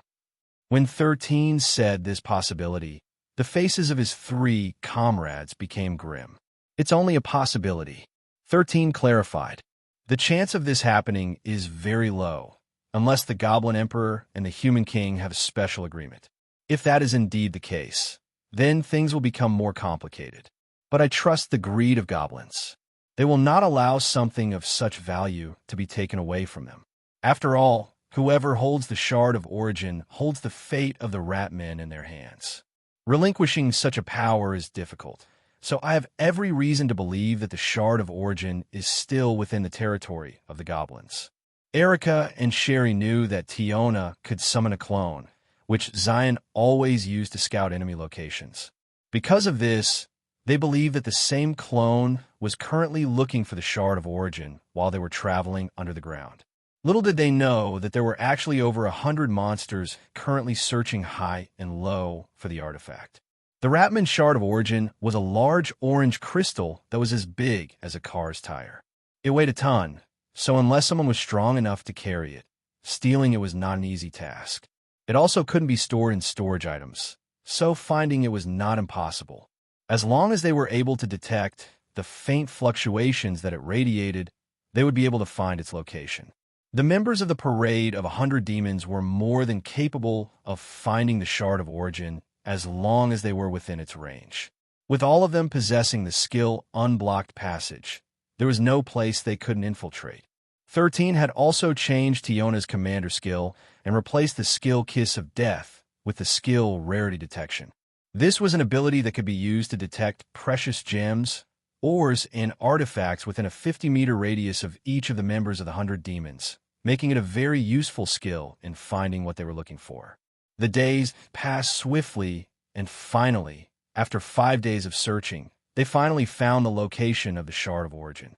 However, there was one big problem. The Shard of Origin was placed right beside the Goblin Emperor's throne. One of the monster's clones had died after coming within its range because the Goblin Emperor sensed its presence. So the safest place in the Goblin territory is right next to the Goblin Emperor, 13 thought. Why am I not surprised? The young man sighed, understanding that getting the Shard of Origin wouldn't be easy, especially since he believed that the leader of the goblins became more vigilant after the incident. For the time being, 13 decided to let Rocky rest for a day because he would need him to be in his peak condition to do the thing that he needed to do. Although Rocky was strong, the opponent was stronger, so they needed to approach this matter with great care. He understood that if ever any of his companions died again, they would no longer have a second chance, like what happened during the battle with the Magian Prince, Arundel the Destroyer.